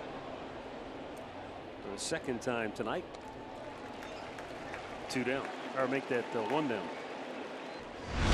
This was the 2016 divisional series. Roberto Perez went Oppo Papo, and then Jason Kipnis ropes one. And this all happened in the same inning. And that sent Progressive Field into a frenzy. Yandy Diaz right back to Porcello, 2 down.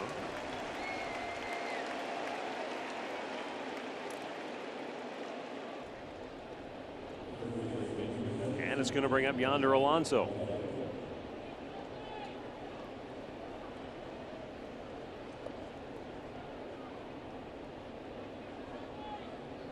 So Boston striking with the 2-out hit, but the Indians striking back with the home run ball here tonight. We anticipated an entertaining ball game, and that's what we have now going into the late innings.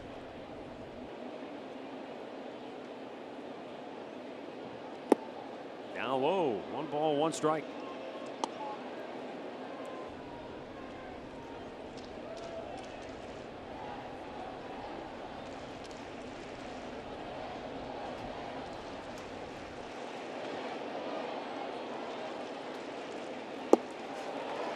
Boy, that was a good curveball. Remember early in the second inning, he threw him that curveball, but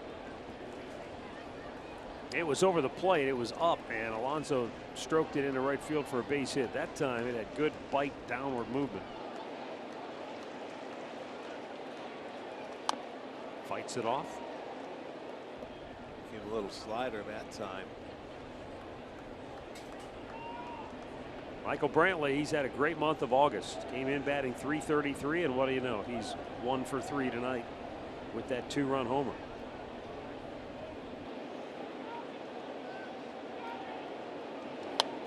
Alonso fouls the fastball off. It was up high, probably out of the zone, but with 2 strikes, he wasn't going to take it.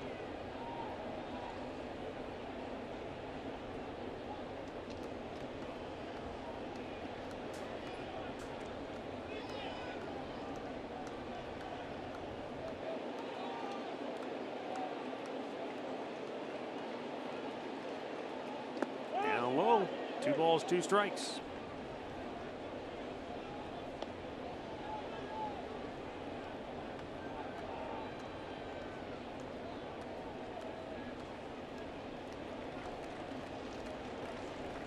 Two down, bases empty. Red Sox have the 3-man shift on the right side of the infield. The 2-2 to Alonso is swung on and blooped down the right field line. Betts is there, inning over. But Michael Brantley with a 2-run blast has evened the game at 3 apiece, middle of the 6th.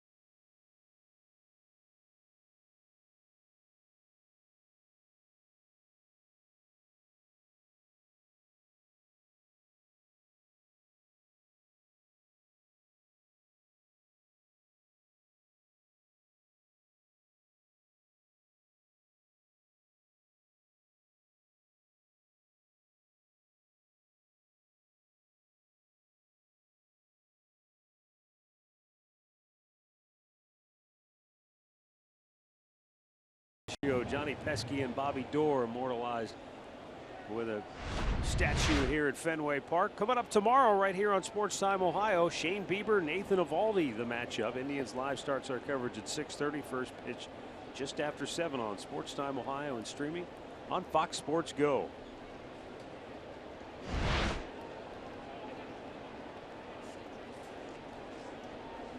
Shane Bieber watching a good one here tonight. Corey Kluber gave up 2 in the first, 1 in the second, but he has shut him out since then, striking out 6 on the night.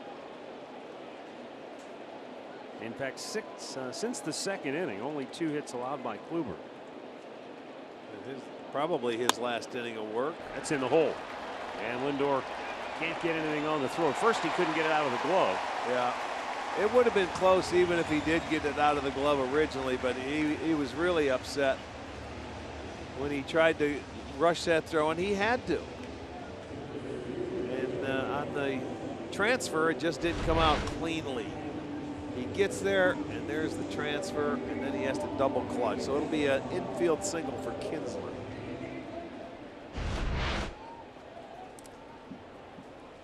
Brock Holt, the batter. Holt singled between first and second his first time, or his last time up. He's 1 for 2 on the night.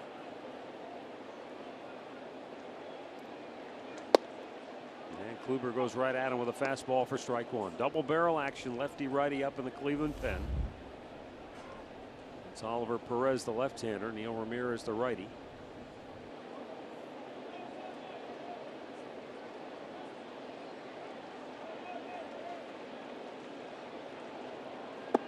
Down on the dirt, 1-1 the count. On the year, Ian Kinsler has stolen 11 out of 16. Well, he's been a guy that, you know, he can steal it if you're not paying attention. He's, you know, a little bit older. He's not the speedster he once was. He's a smart base stealer, and you have to stop him, you know, because he likes to get that walking lead. Plus, if he takes off now, Holt wouldn't have the hole between first and second. But just don't fall asleep on him.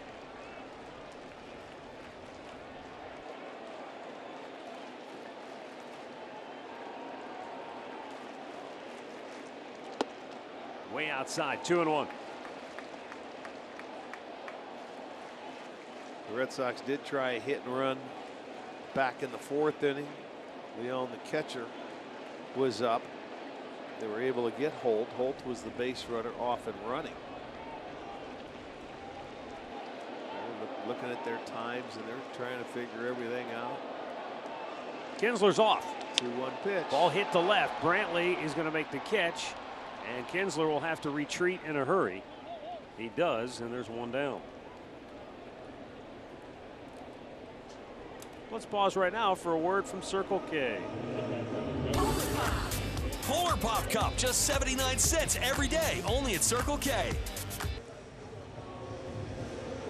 3-3 our score, 1 on 1 out. And Sandy Leon coming to the plate for Boston.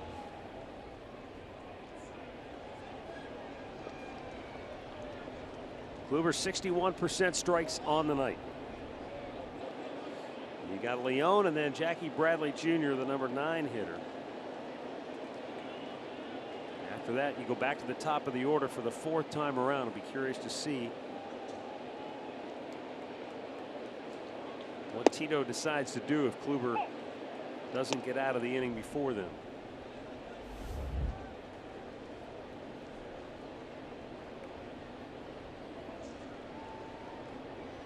He's got the left-hander Oliver Perez still up.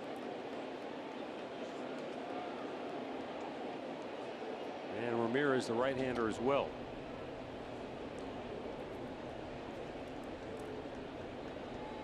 I'm thinking Kluber's in this ball game until he gets past Betts.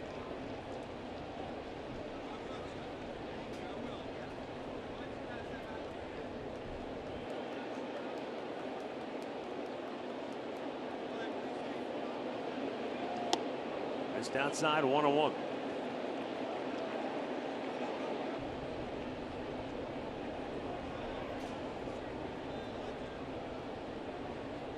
White Sox lead the Twins 4-1 in Minnesota. They're in the 3rd inning.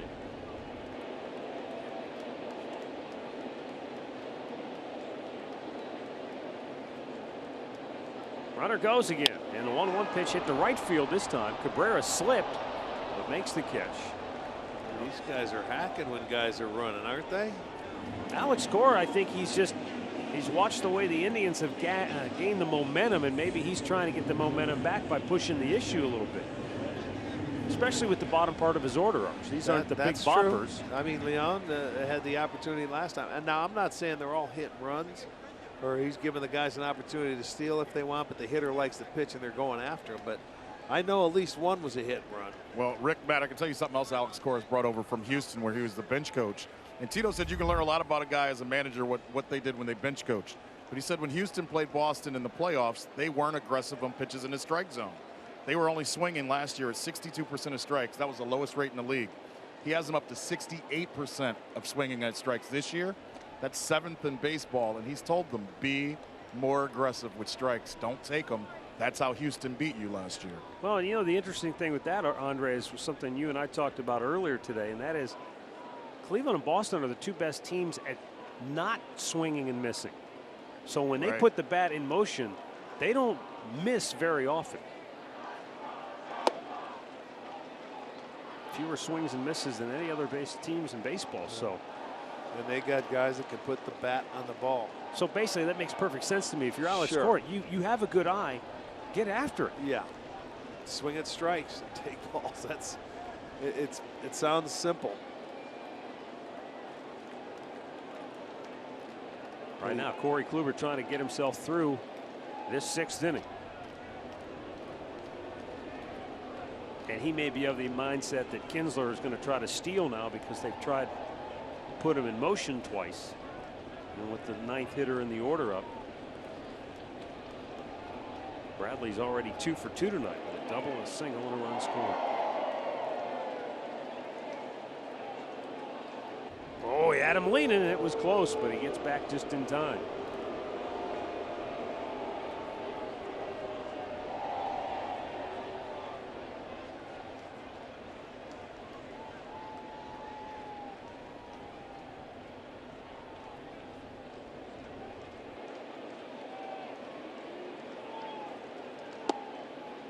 Just outside 2-0. Corey's thrown a lot of changeups to left-handed hitters tonight in that Red Sox lineup.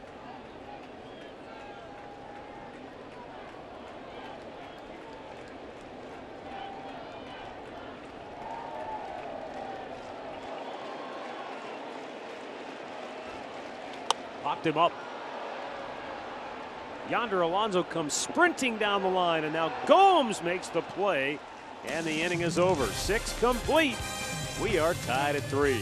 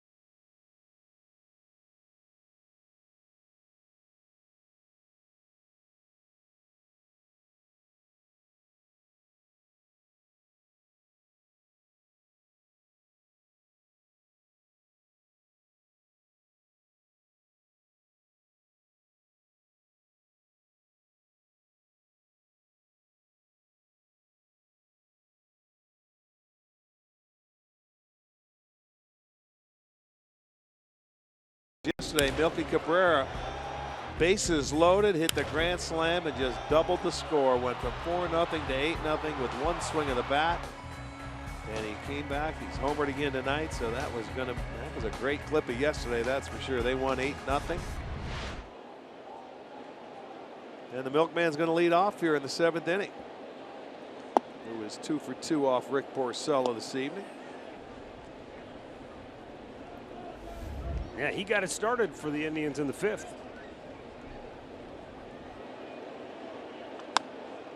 That stays fair behind the bag. And a perfect feed retires him to start the 7th. Tonight on Training Camp Daily, Jim Donovan, Doug Deacon, Tony Grossi break down the Browns' preseason game against Buffalo. Exclusive interview with head coach Hugh Jackson. Training Camp Daily presented by 7-Up tonight at 11 on Sports Time Live.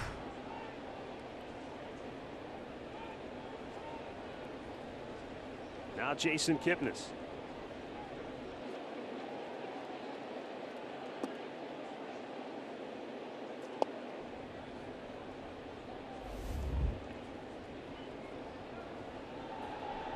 See the Sox pen working. Looks like Matt Barnes. Down low. 2 balls, no strikes. Kipnis struck out in the 2nd inning, grounded out in the 5th. That was another play. Moreland's been busy over there tonight on ground balls just over the first base bag.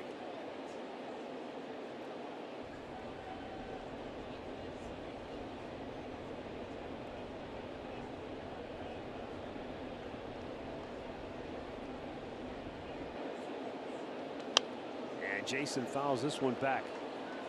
Out of play. 2 balls, 2 strikes. 1 down, 7th inning. 3-3 ball game.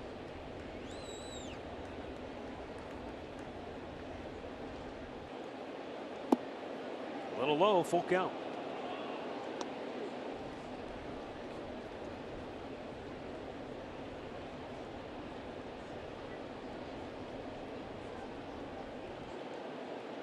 And that's ball 4.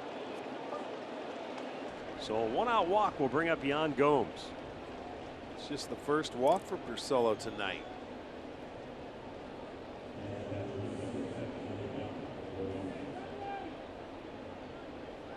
And Gomes struck out in the 2nd inning. Flied to right in the 5th.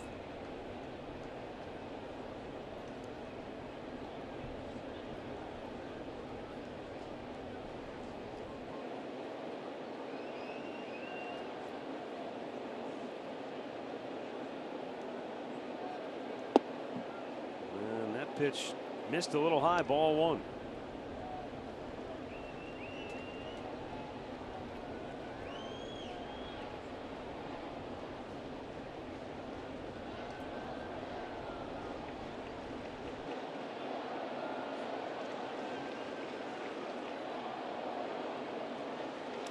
Oh, right back to him. He knocks it down. Porcello goes to 2nd. They get the force there, but he appears to be hurt. Looks like he got him right in the midsection. Boy, that ball was smoked. Going right back up the middle, and I can't believe he recovered. He recouped, and he went to 2nd base to get the lead runner. He's going to take a deep breath.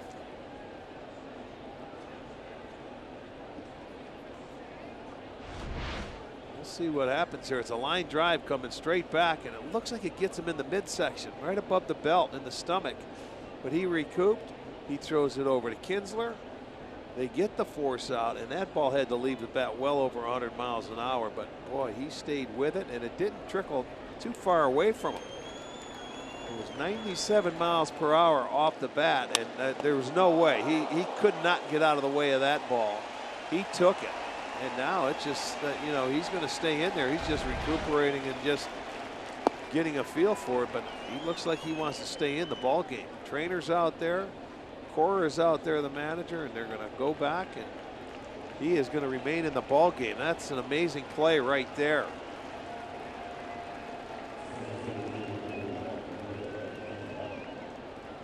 Well, Porcello gets the 2nd out. Too bad for Yan Gomes. Hit it very hard, and now pitching coach is going to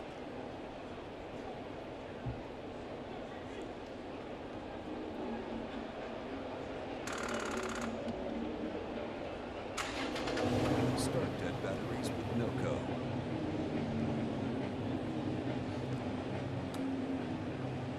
I think the pitching coach just give him a little more time till he can catch his breath. Andre, what did it look like down there?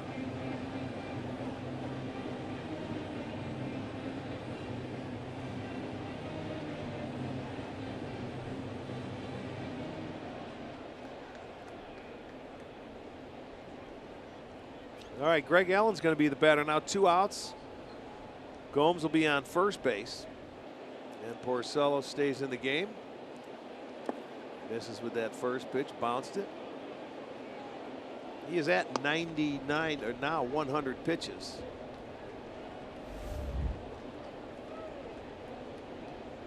But it's amazing he hung in this game after getting hit with the line drive.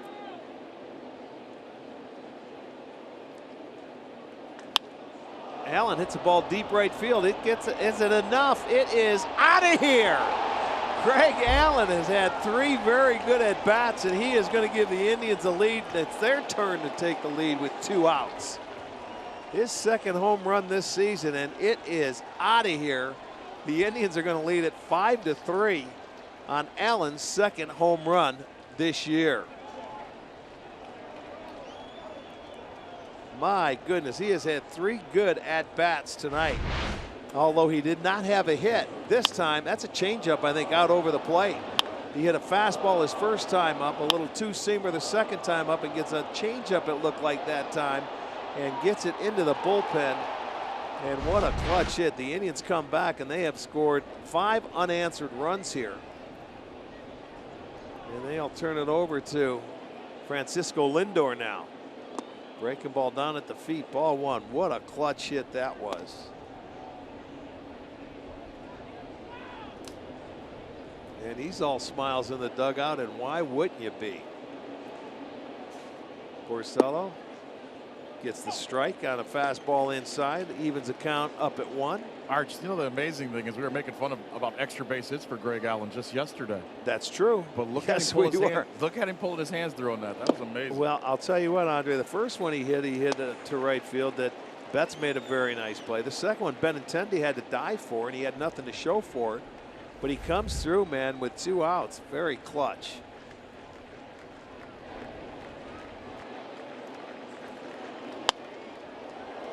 Well, Arch, about a week ago, Chris Antonetti said, in talking about Greg Allen and some other young guys, because we don't expect them to mature into something that they're not. But he says you never know this time of the year who can end up helping you that maybe you didn't have penciled in helping you 2-3 months ago. And he says if this kid can keep playing center field and hit with some consistency, maybe he is their answer out there for now. Well, I totally agree with that. He was here, spent some time last year. Maybe he is feeling more comfortable. You had mentioned that he feels better when he's getting at-bats and he's playing now. A confidence factor more so than anything else. That's what I was going to say. I think the confidence is there for him right now. And he told me he feels a part of it as well. You know, you would know this better than others. Sometimes I think when you get caught up and know you're only going to be here for a day or two, or you feel like an outsider almost. It's difficult to do anything. You're afraid if you don't go 4 for 4 that you're not going to, people aren't going to see you. And the fly ball to center field will end the inning. But the Indians come up. And Greg Allen hits another 2-run home run and puts the Indians on top by 2 as the Indians lead it now 5-3.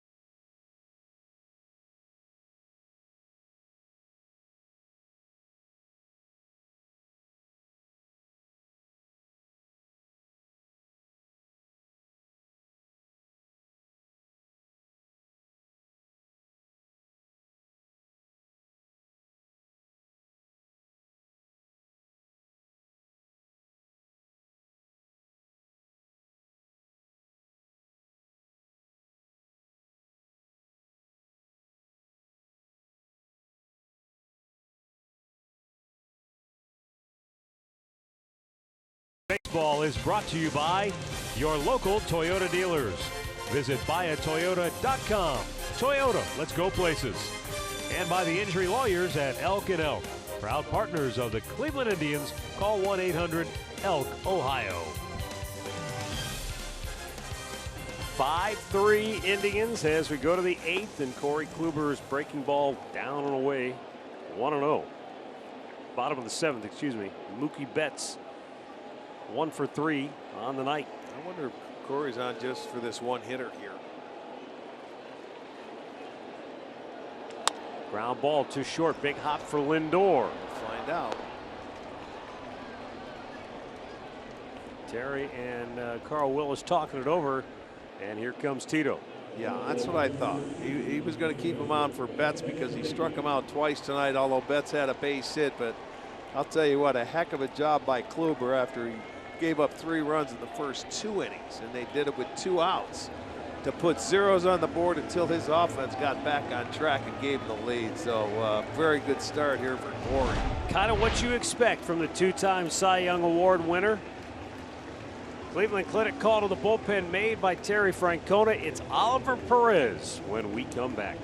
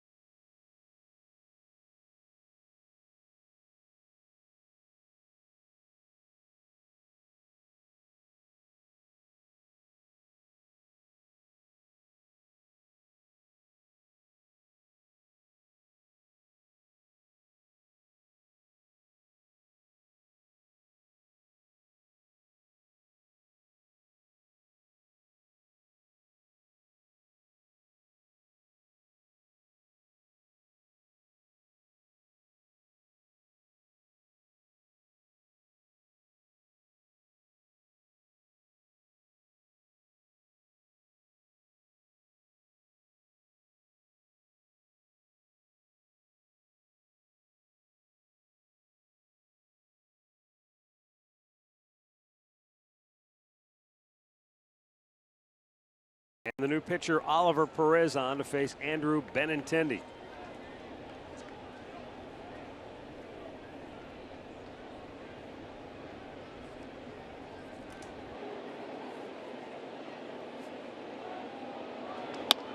First ball swinging. 1 pitch, 1 out. Make that 2 down in the inning. 1 out for Perez. And our T-Mobile Built for Baseball. Take a look at what Corey Kluber was able to do tonight after the 3 runs allowed in the first 2 innings. Well, I'll tell you what, he made an adjustment here because he was going away with him, but he pitched him inside a little bit more. He elevated the fastball. For Corey, he had 6 strikeouts. He had 1 walk, but they jumped him early. Did a lot with 2 outs, but he settled in beautifully and did exactly what a good starter does. Put zeros on the board until your offense can get on track. Oliver Perez in his 33rd appearance of the year. And struck out 23. Just over 20 innings of work. He's given up 3 runs.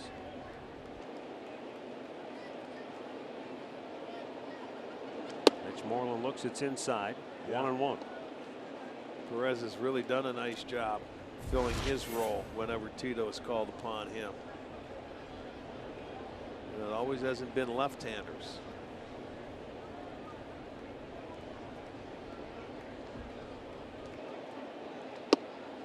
Missed inside again. 2-1.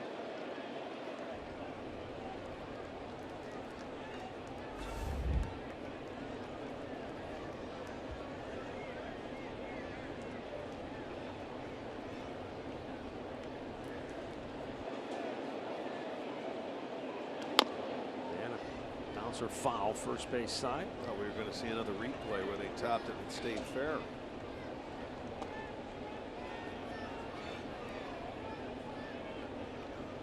A little different position up here. It's almost like a bird's eye view. Sit high atop this Fenway Park, looking down. But we have to be closer to home plate here than we are in any other park. No doubt.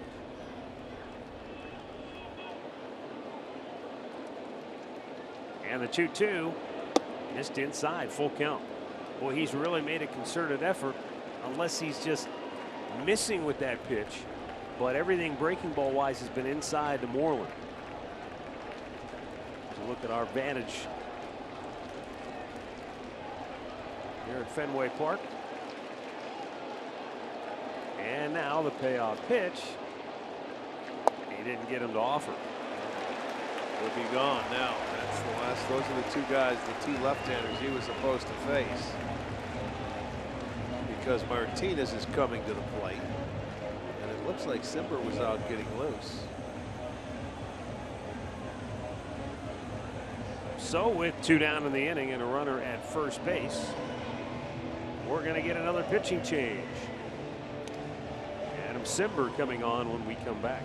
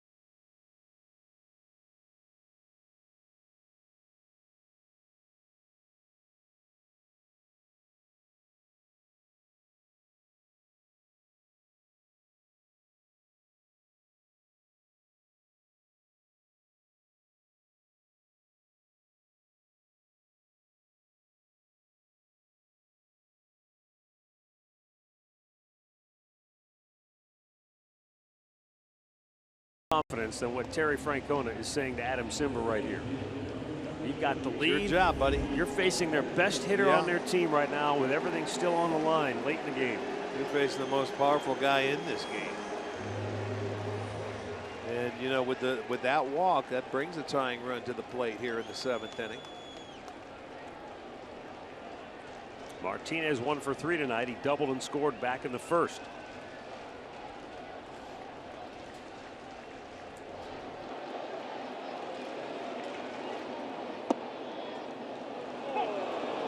Martinez barks at home plate umpire Pat Hober saying the pitch was low.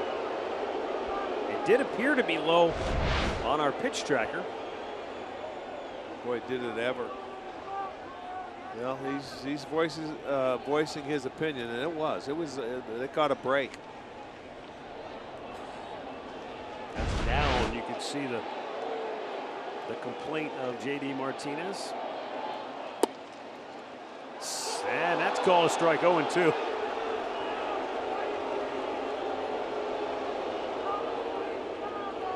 In the old days, before you had umpires being tracked electronically, if you didn't like a pitch and you barked at it, sometimes the umpire would say, if you didn't like that one, wait till you see the next one. Yeah.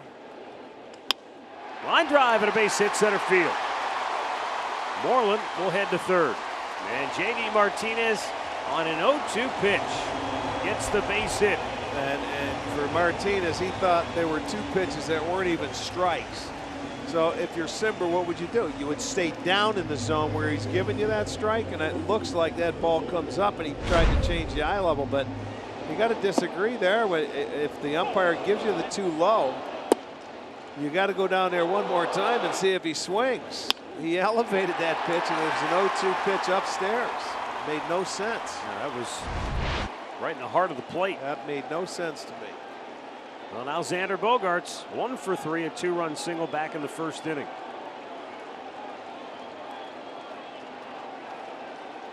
Brad Hand beginning to loosen for Cleveland. Inside ball 1.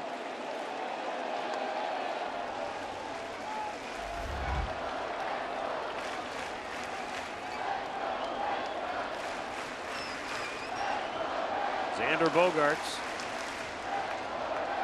with a chance to do some 2-out damage here in the 7th.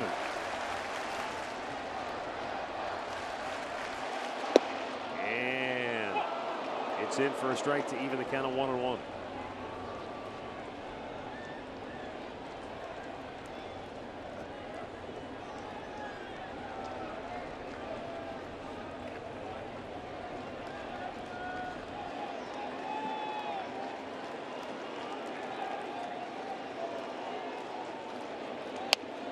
Little roller to second. Kipnis, the flip, got him. And the inning is over. The Red Sox strand a pair. 7 complete from Fenway Park in Boston. And the Indians lead it 5-3.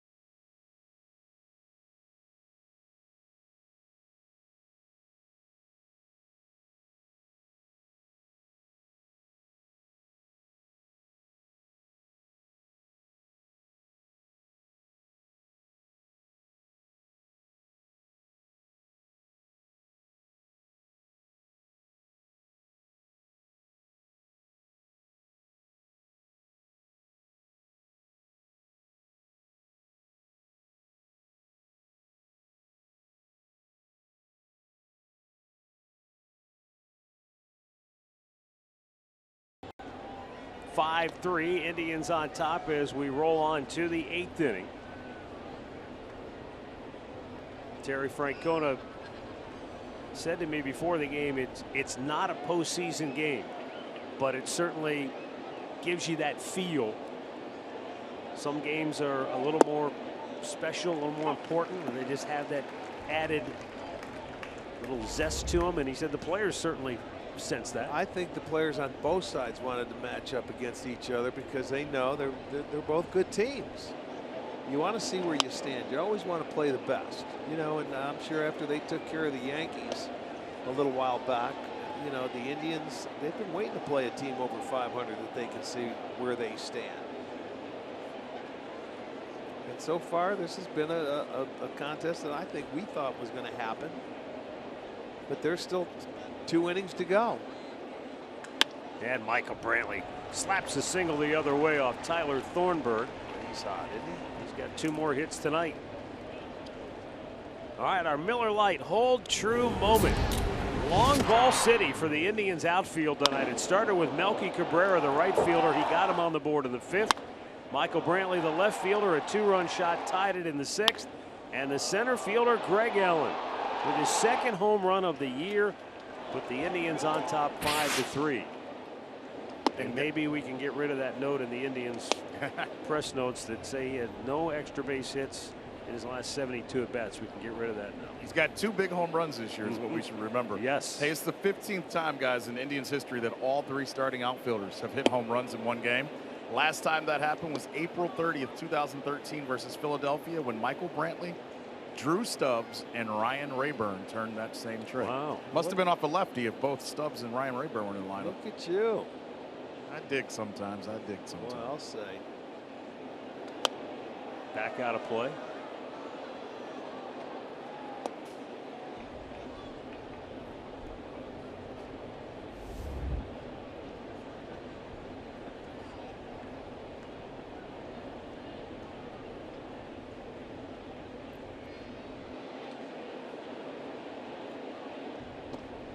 Was there ever a game where you remember you played in where the outfielders went deep?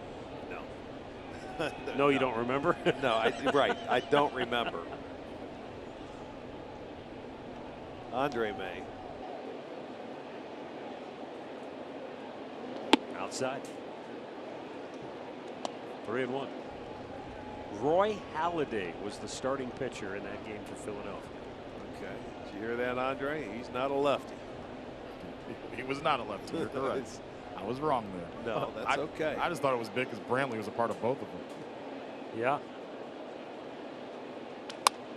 Jose again pops one up on the infield. That's 3 times tonight. Yeah, to me, it looks like he's trying to hook that ball and really pull it instead of maybe staying on this ball and driving it the other way. He's had a couple of high pop-ups tonight to the infield. So he's 0 for 4, and Yandy Diaz comes up with a runner at first and 1 out.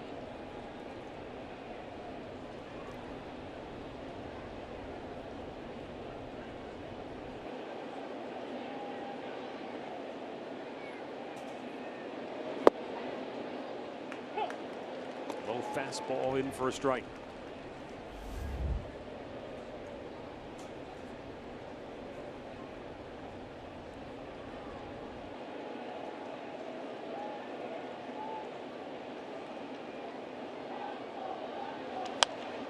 Out of play. You know, something else that Terry Francona said before the game today, and I don't think he was trying to be cliche when he said, you know, every day in the major leagues, and you can attest to this, I think. Every day in the major leagues is a test. Oh, yeah. You're in the big leagues, I don't care who you're facing, it's a test. No doubt. There's someone trying to get you out, or you're trying to get, you know, somebody and trying to beat somebody every single day.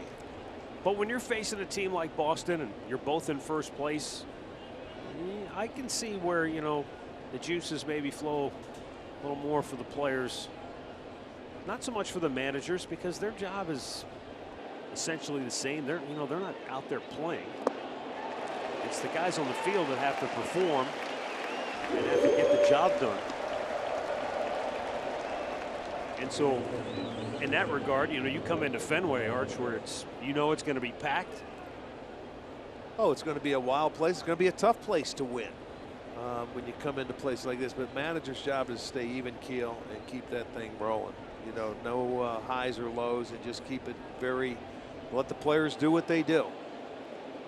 Yeah, you can't be up on the top step clapping and cheering No. one day, and then there's Leandro Alonso with a line drive to right, charging hard. Got a great jump on it. Mookie Betts makes the catch to retire the side. We go to the bottom of the 8th. Brad Hand will be coming on for Cleveland when we return.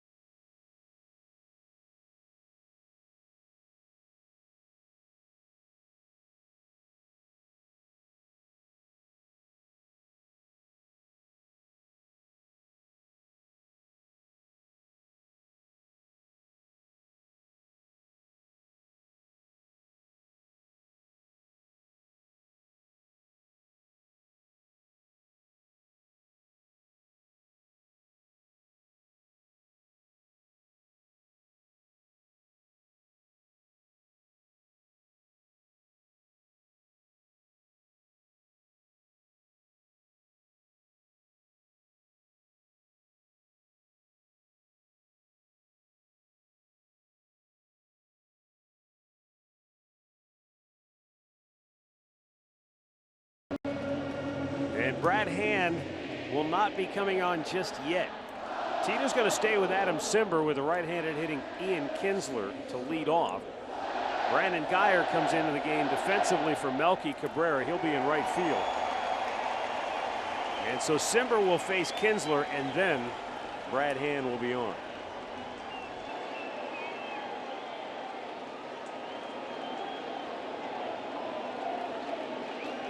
This is one of those decisions that Terry makes. He's the manager. He talks it over with Carl Willis. They're doing what they think is the best thing for everybody concerned. You kind of have that assumption, or at least I do, that it's better to give a relief pitcher a clean inning to start with. Now, if Simber retires Kinsler, then Hand comes in with nobody on base. But if he doesn't, then you got a relief pitcher coming in with a guy already on base.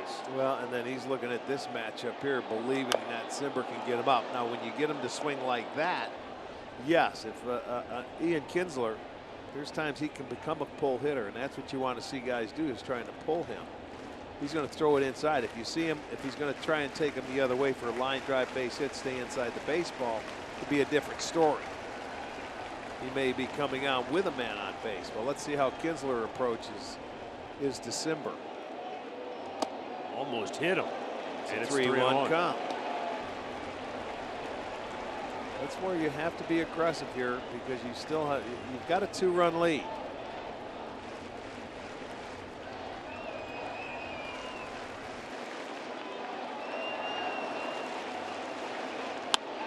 Yank foul. Oh, what a play. My goodness, she just got up and one-hopped it, and like nonchalantly. Nicely done. As the guy in Baltimore used to say, give that fan a contract. 3-2 count. Payoff pitch. And another foul ball.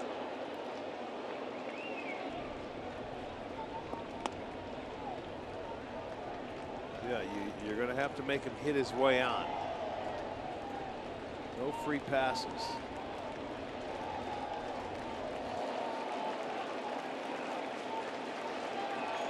Adam Simber's 3-2 offering. And that's fouled off.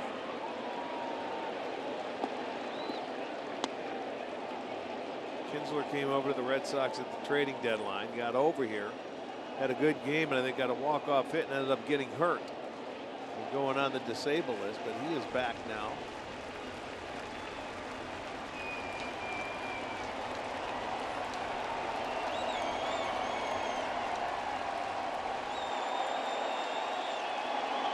Swung on and missed it. Adam Simber gets the strikeout to start the 8th, and that's going to be it for Simber. Wow, he really buried that in on him.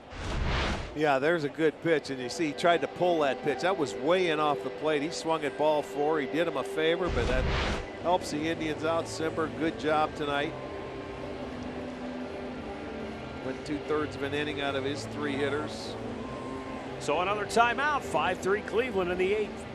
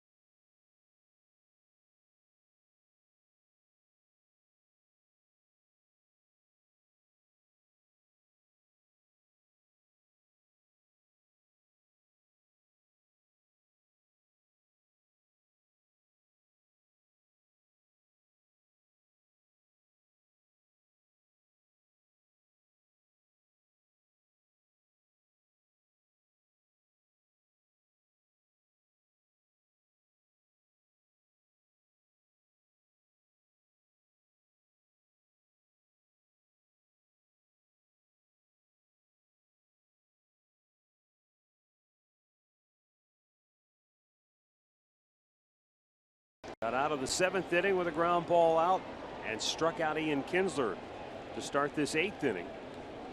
And now Brad Hand, left-hander, coming on.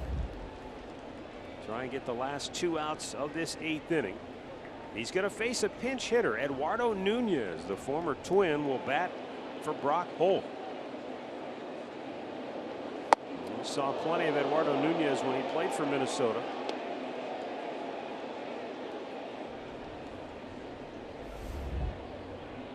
Coming off the bench, trying to give the Red Sox a lift here late in the ball game.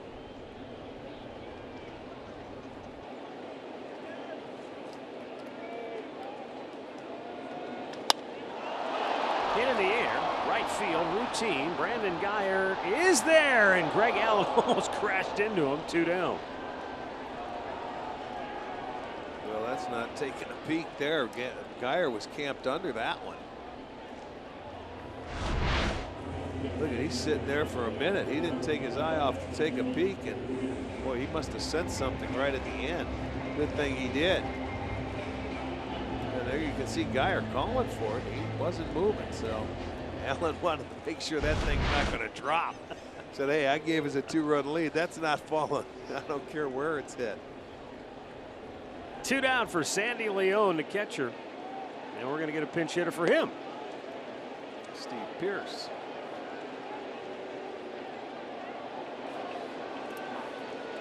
Steve Pearce will be the pinch hitter. Leon's a switch hitter, but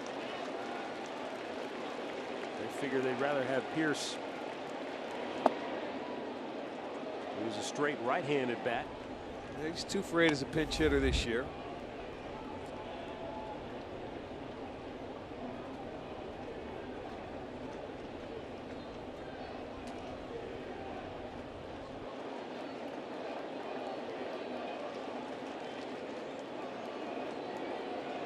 And so this is where Look at this. Perfectly placed. Just bloops it down the line, and that's going to go for a double. That could be the softest double we've seen hit this year. But I mean, it got over the head of Alonso at first base, and this field, it drains, so it leads, it slopes down to the first baseline, and it just kept going. His hand gets inside on Pearce. Don't even know if he saw that ball or where it was going, but it jammed him. But softest ball for a double you could see. So Pearce gets the double. Another 2-out hit for the Red Sox. And a lefty-lefty matchup now. Jackie Bradley Jr. coming to the plate. He's 2 for 3 on the night. No more right-handed bats left on the bench for Boston. Only Blake Swihart, the switch hitter, remains on the bench for Alex Cora.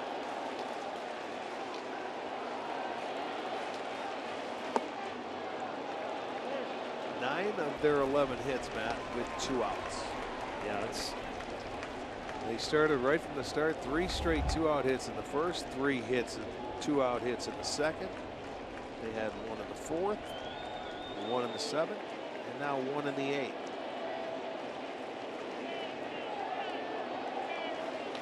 There are 2 down. 5-3 Cleveland. Last of the 8th. And a good pitch in for a strike.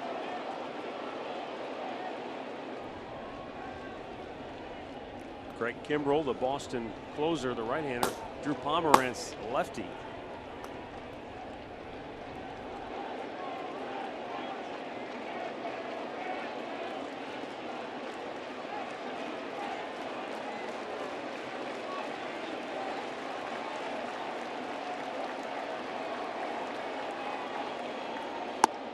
Just a bit outside with a fastball, 2-1.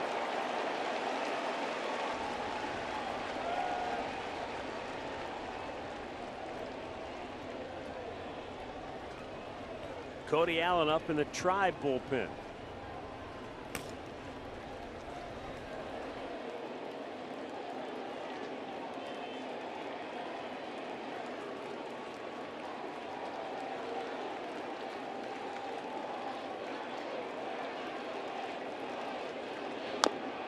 Piece fouled back. It's 2-2.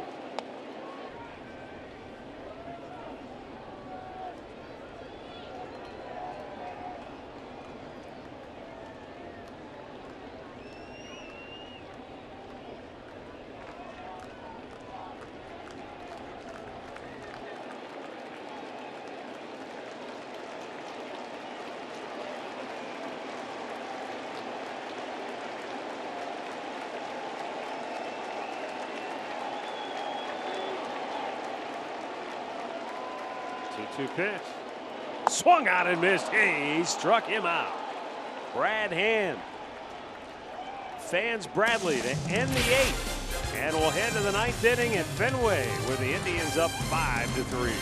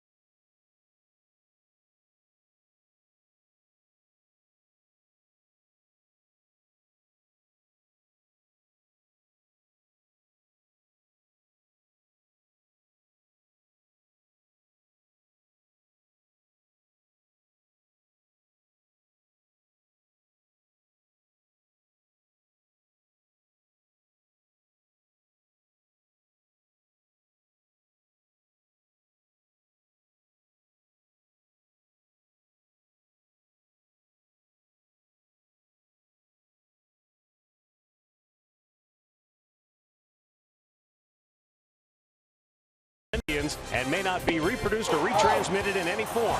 And the accounts and descriptions of this game may not be disseminated without the express written consent of the Cleveland Indians.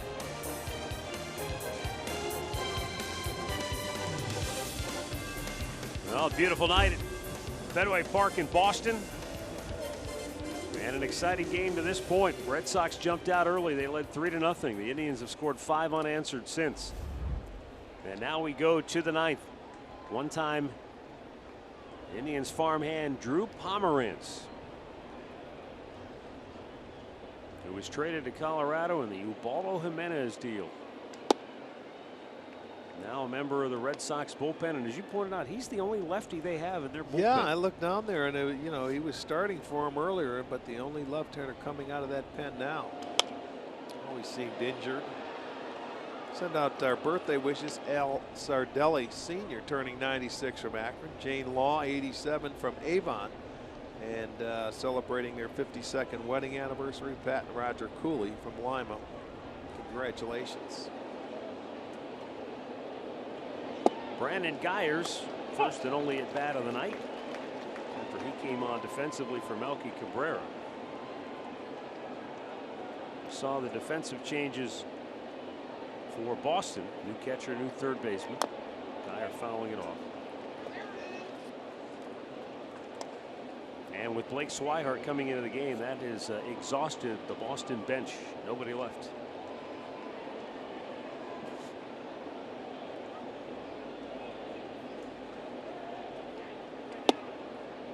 I'll be honest, when the Indians initially brought Melky Cabrera on board, I was kind of skeptical, wondering if there was anything left for him to offer. And then I looked and thought, you know, this isn't a 37-year-old guy still hanging on.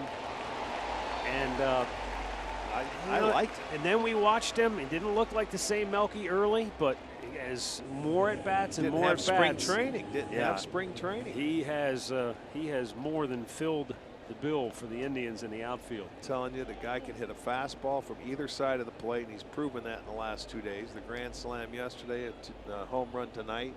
Storylines brought to you by your Ford dealers. Good matchup between Kluber and Porcello. It started out great for Porcello. He looked overpowering through the first 4 innings. Then Melky Cabrera hit the home run off of him. And a 2-run homer by Brantley in the 6th tied the game. Kluber, he had troubles early, and it was all via the 2-out hit. But then he settled in. The difference is the Indians hit the long ball. The Red Sox didn't. Jason Kipnis is swinging a miss.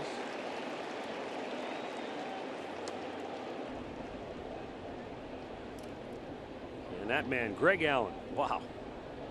He's had 3 very good at-bats tonight. High fastball from Pomerantz.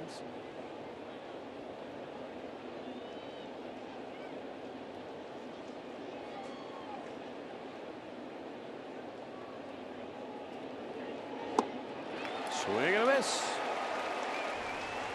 2 down.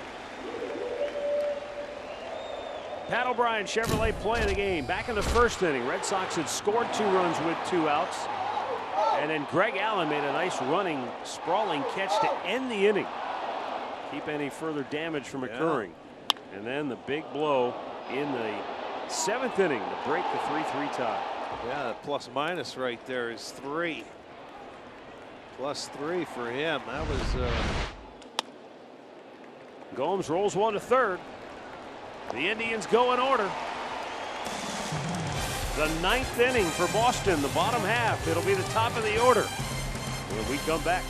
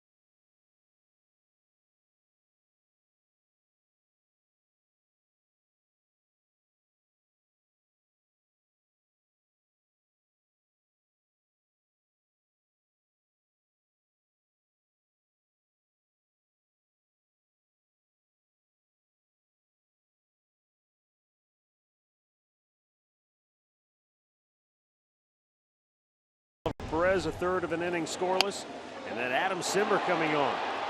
It's the ground ball to get out of the 7th. And he struck out Ian Kinsler, 2/3 of a scoreless inning for Simber. And Brad Hand struck out Jackie Bradley Jr. He worked 2/3 of a scoreless inning. Now they're going to turn it over to Cody Allen, who's been on a roll. Last 11 appearances, a .73 earned run average, has 4 saves, a couple of wins in that span. And it's going to be the top of the lineup for the Red Sox. Mookie Betts will lead it off, 1 for 4 on the night. And a fastball just misses, ball 1.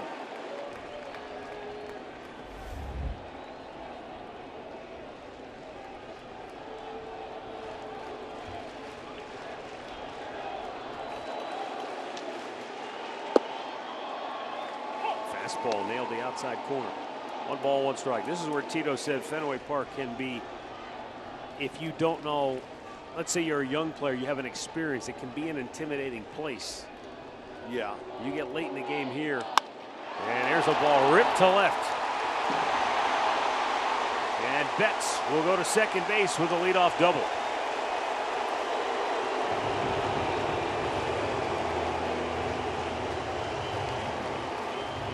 And that's why having a guy like Cody Allen on the mound in a situation like this is important, because whether it works out or it doesn't, the one thing you know, he's not going to be in awe of the moment. It's not going to overwhelm him. He won't give in to the noise and the external pressure that maybe a young, inexperienced pitcher may cave in. No, but he's going to have his work cut out for him No this doubt. inning, especially with that leadoff double there. 5-3 Cleveland, tying run at the plate now. Benintendi 1 for 4 on the night, and now this crowd is up on its feet. Outside ball 1.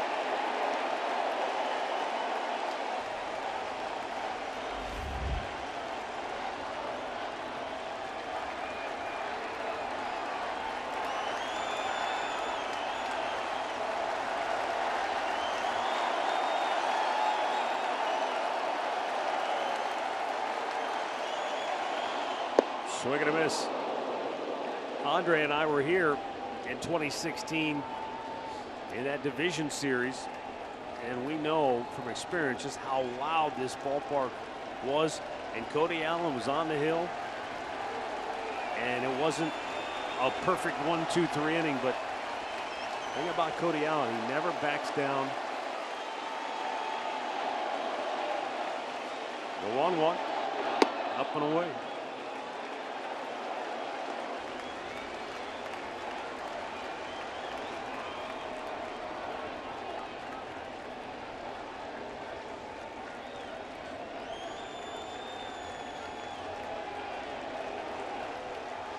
In addition to having great stuff, you also have to have poise to be a great closer. And the 2-1. He chucked it 94 right down at the bottom of the zone, and it's 2-2.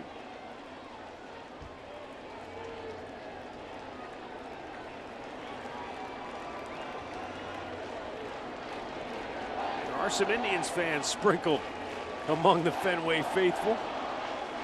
Yeah, there usually are. But at this time of the game here, it's always Red Sox fans now, especially when they're down by 2.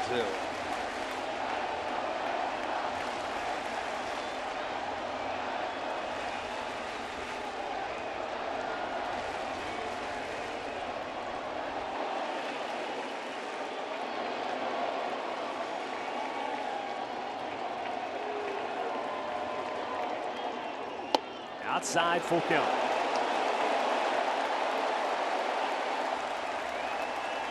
Mitch Moreland waits on deck.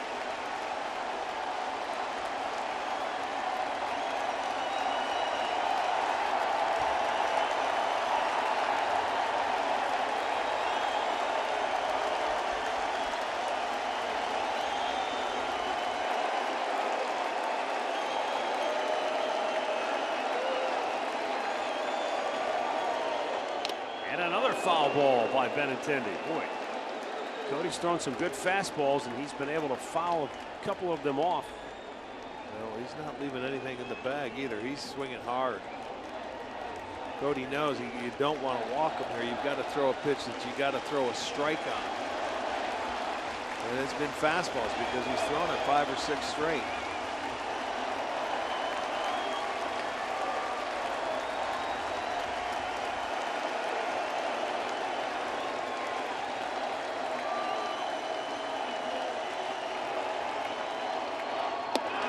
Tried to go with a breaking ball, but he missed, and he has walked him. So 2 on, nobody out, and now the winning run comes to the plate. Mitch Moreland.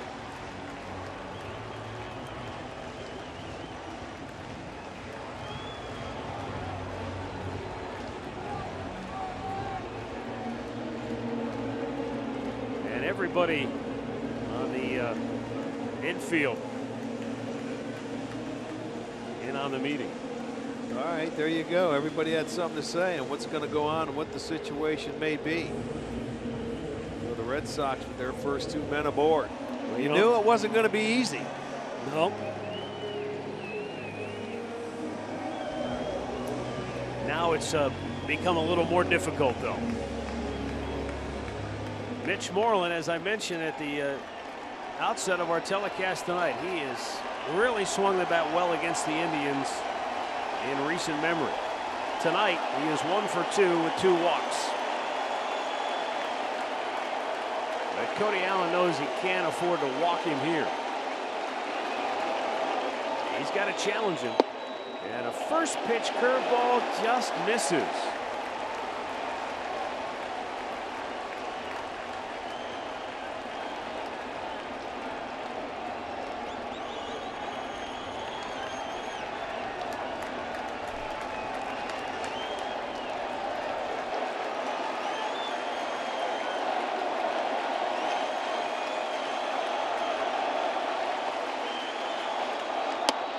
2-0.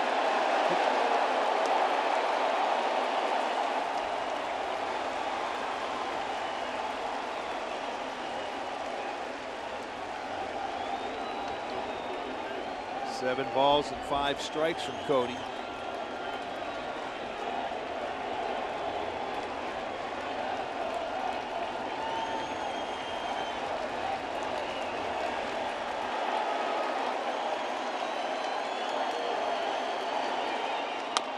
Bouncing ball, Kipnis.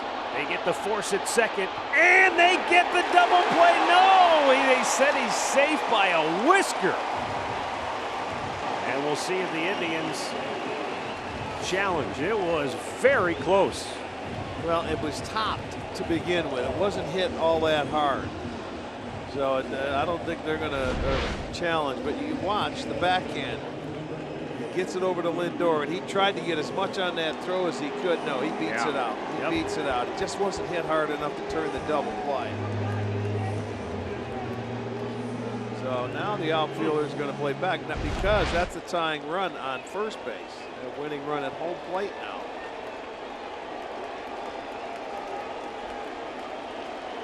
One down, bottom of the ninth. And why not J.D. Martinez?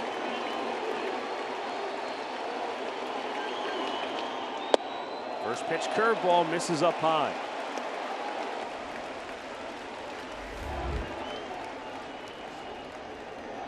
Martinez has a hit in each of his last 12 games now played against the Indians.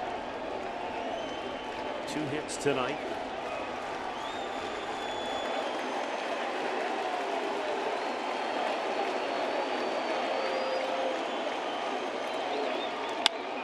Foul down the right side. 1-1.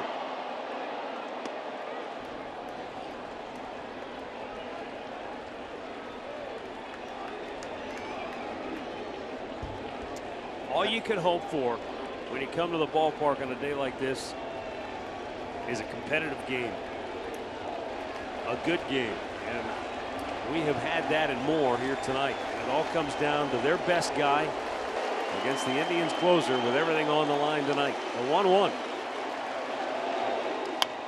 Pop foul out of play.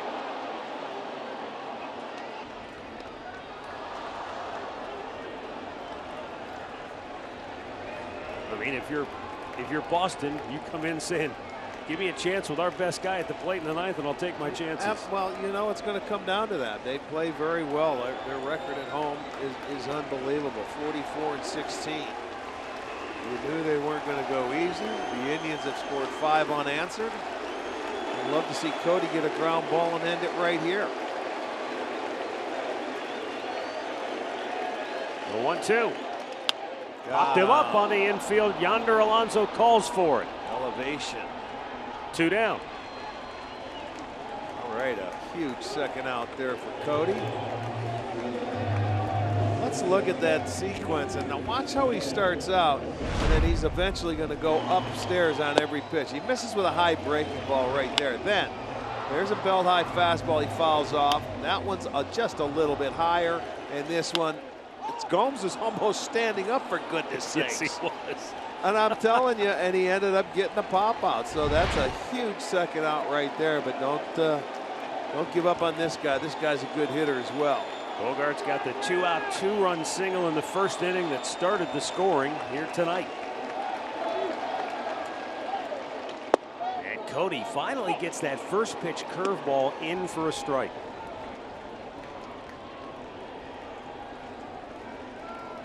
When he can throw that pitch for a strike early in the count, it really puts a hitter back on his heels.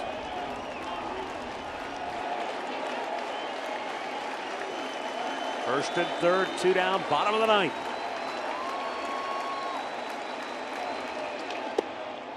Came right back with it, 0-2.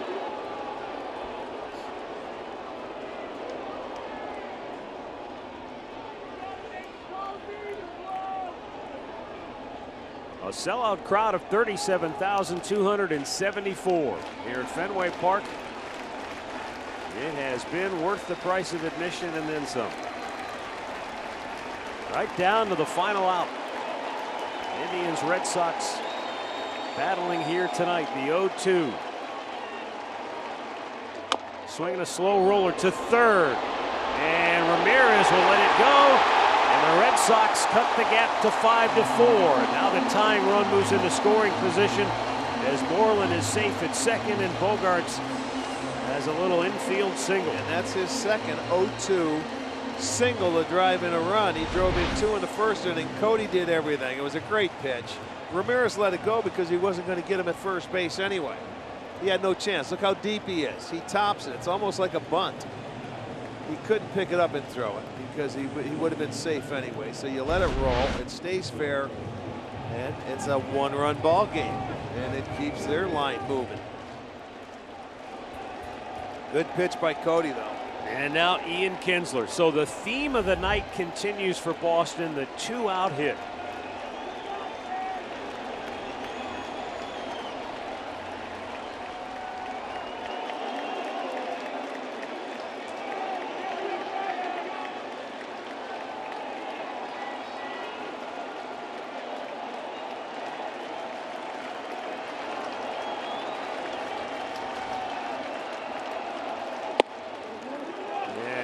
Ball just a bit high. By my count, that's 10 of their 12 hits tonight.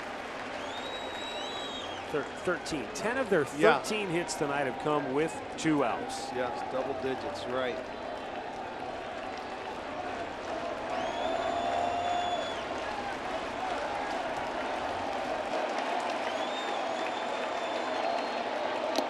And Kinsler fouls a fastball back to the screen. 1-1.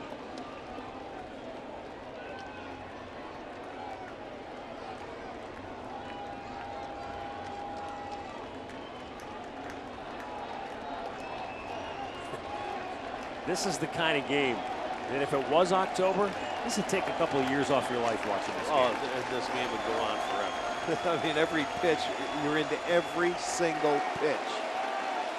And this is what baseball is all about right here. It's beautiful. 1-1 pitch. And a curveball dips low. Pretty good take by Kinsler. Yeah, well, these two are no strangers to each other. 6 for 20 in his career, 5 punch outs.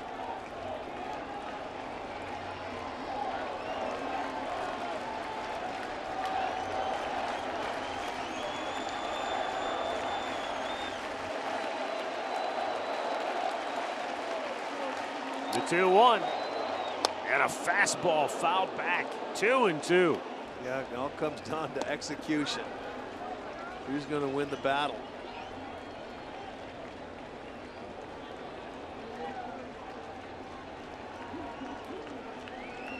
Stomach's doing flip-flops in that Indians dugout. Trying to hold on to a 1-run lead in the bottom of the ninth.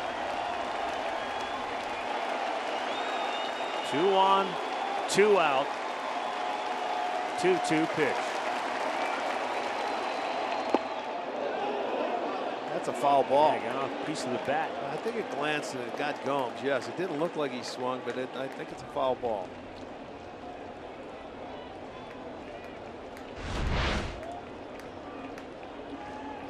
He's running that. Yeah, it does. It deflects off the bat. Came down off Gomes' toe. So it remains a 2-2 count. Trying to run one in on the hands. He did a good job of doing that.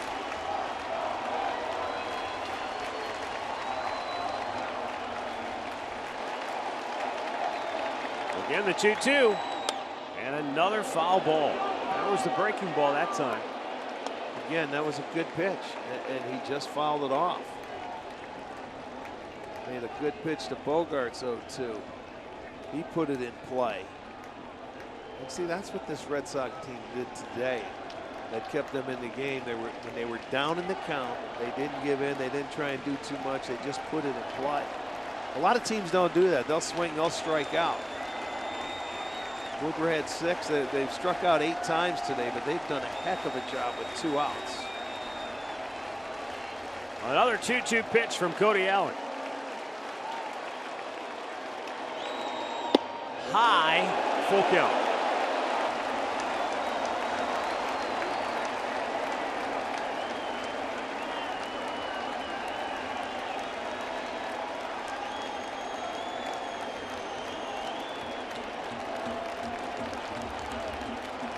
It seems as though we have sucked all of the potential drama this game has had to offer out of it.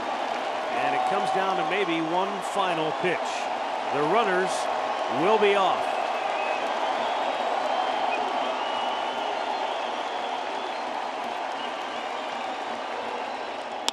And a fly ball to left. Brantley is there. And the Indians win it. Cody Allen hangs on to get the save. And the Tribe takes the series opener by a final score of 5-4. Woo! Everybody exhale now. Hey, could we have started this 4-game series any better? I mean, this is just what you were looking for. You come out of